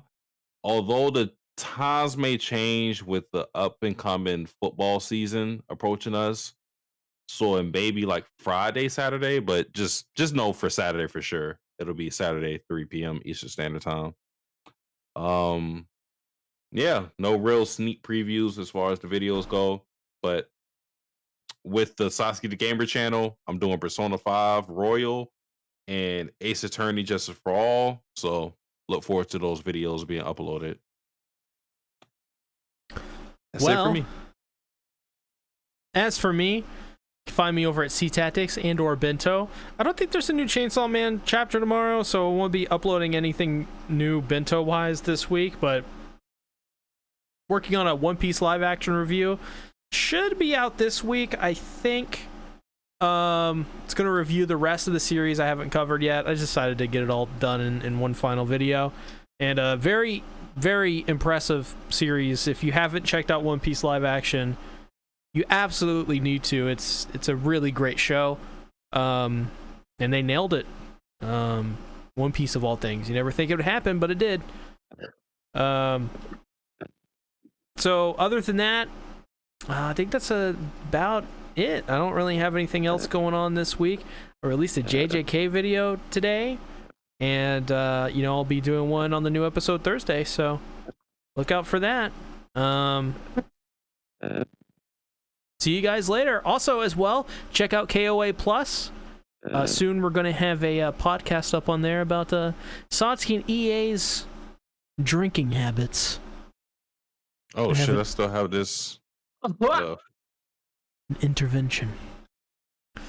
So yeah, also follow us on Twitter at King of Anime Pod. And besides that, thanks everybody for coming out. Much appreciated. See you later, guys.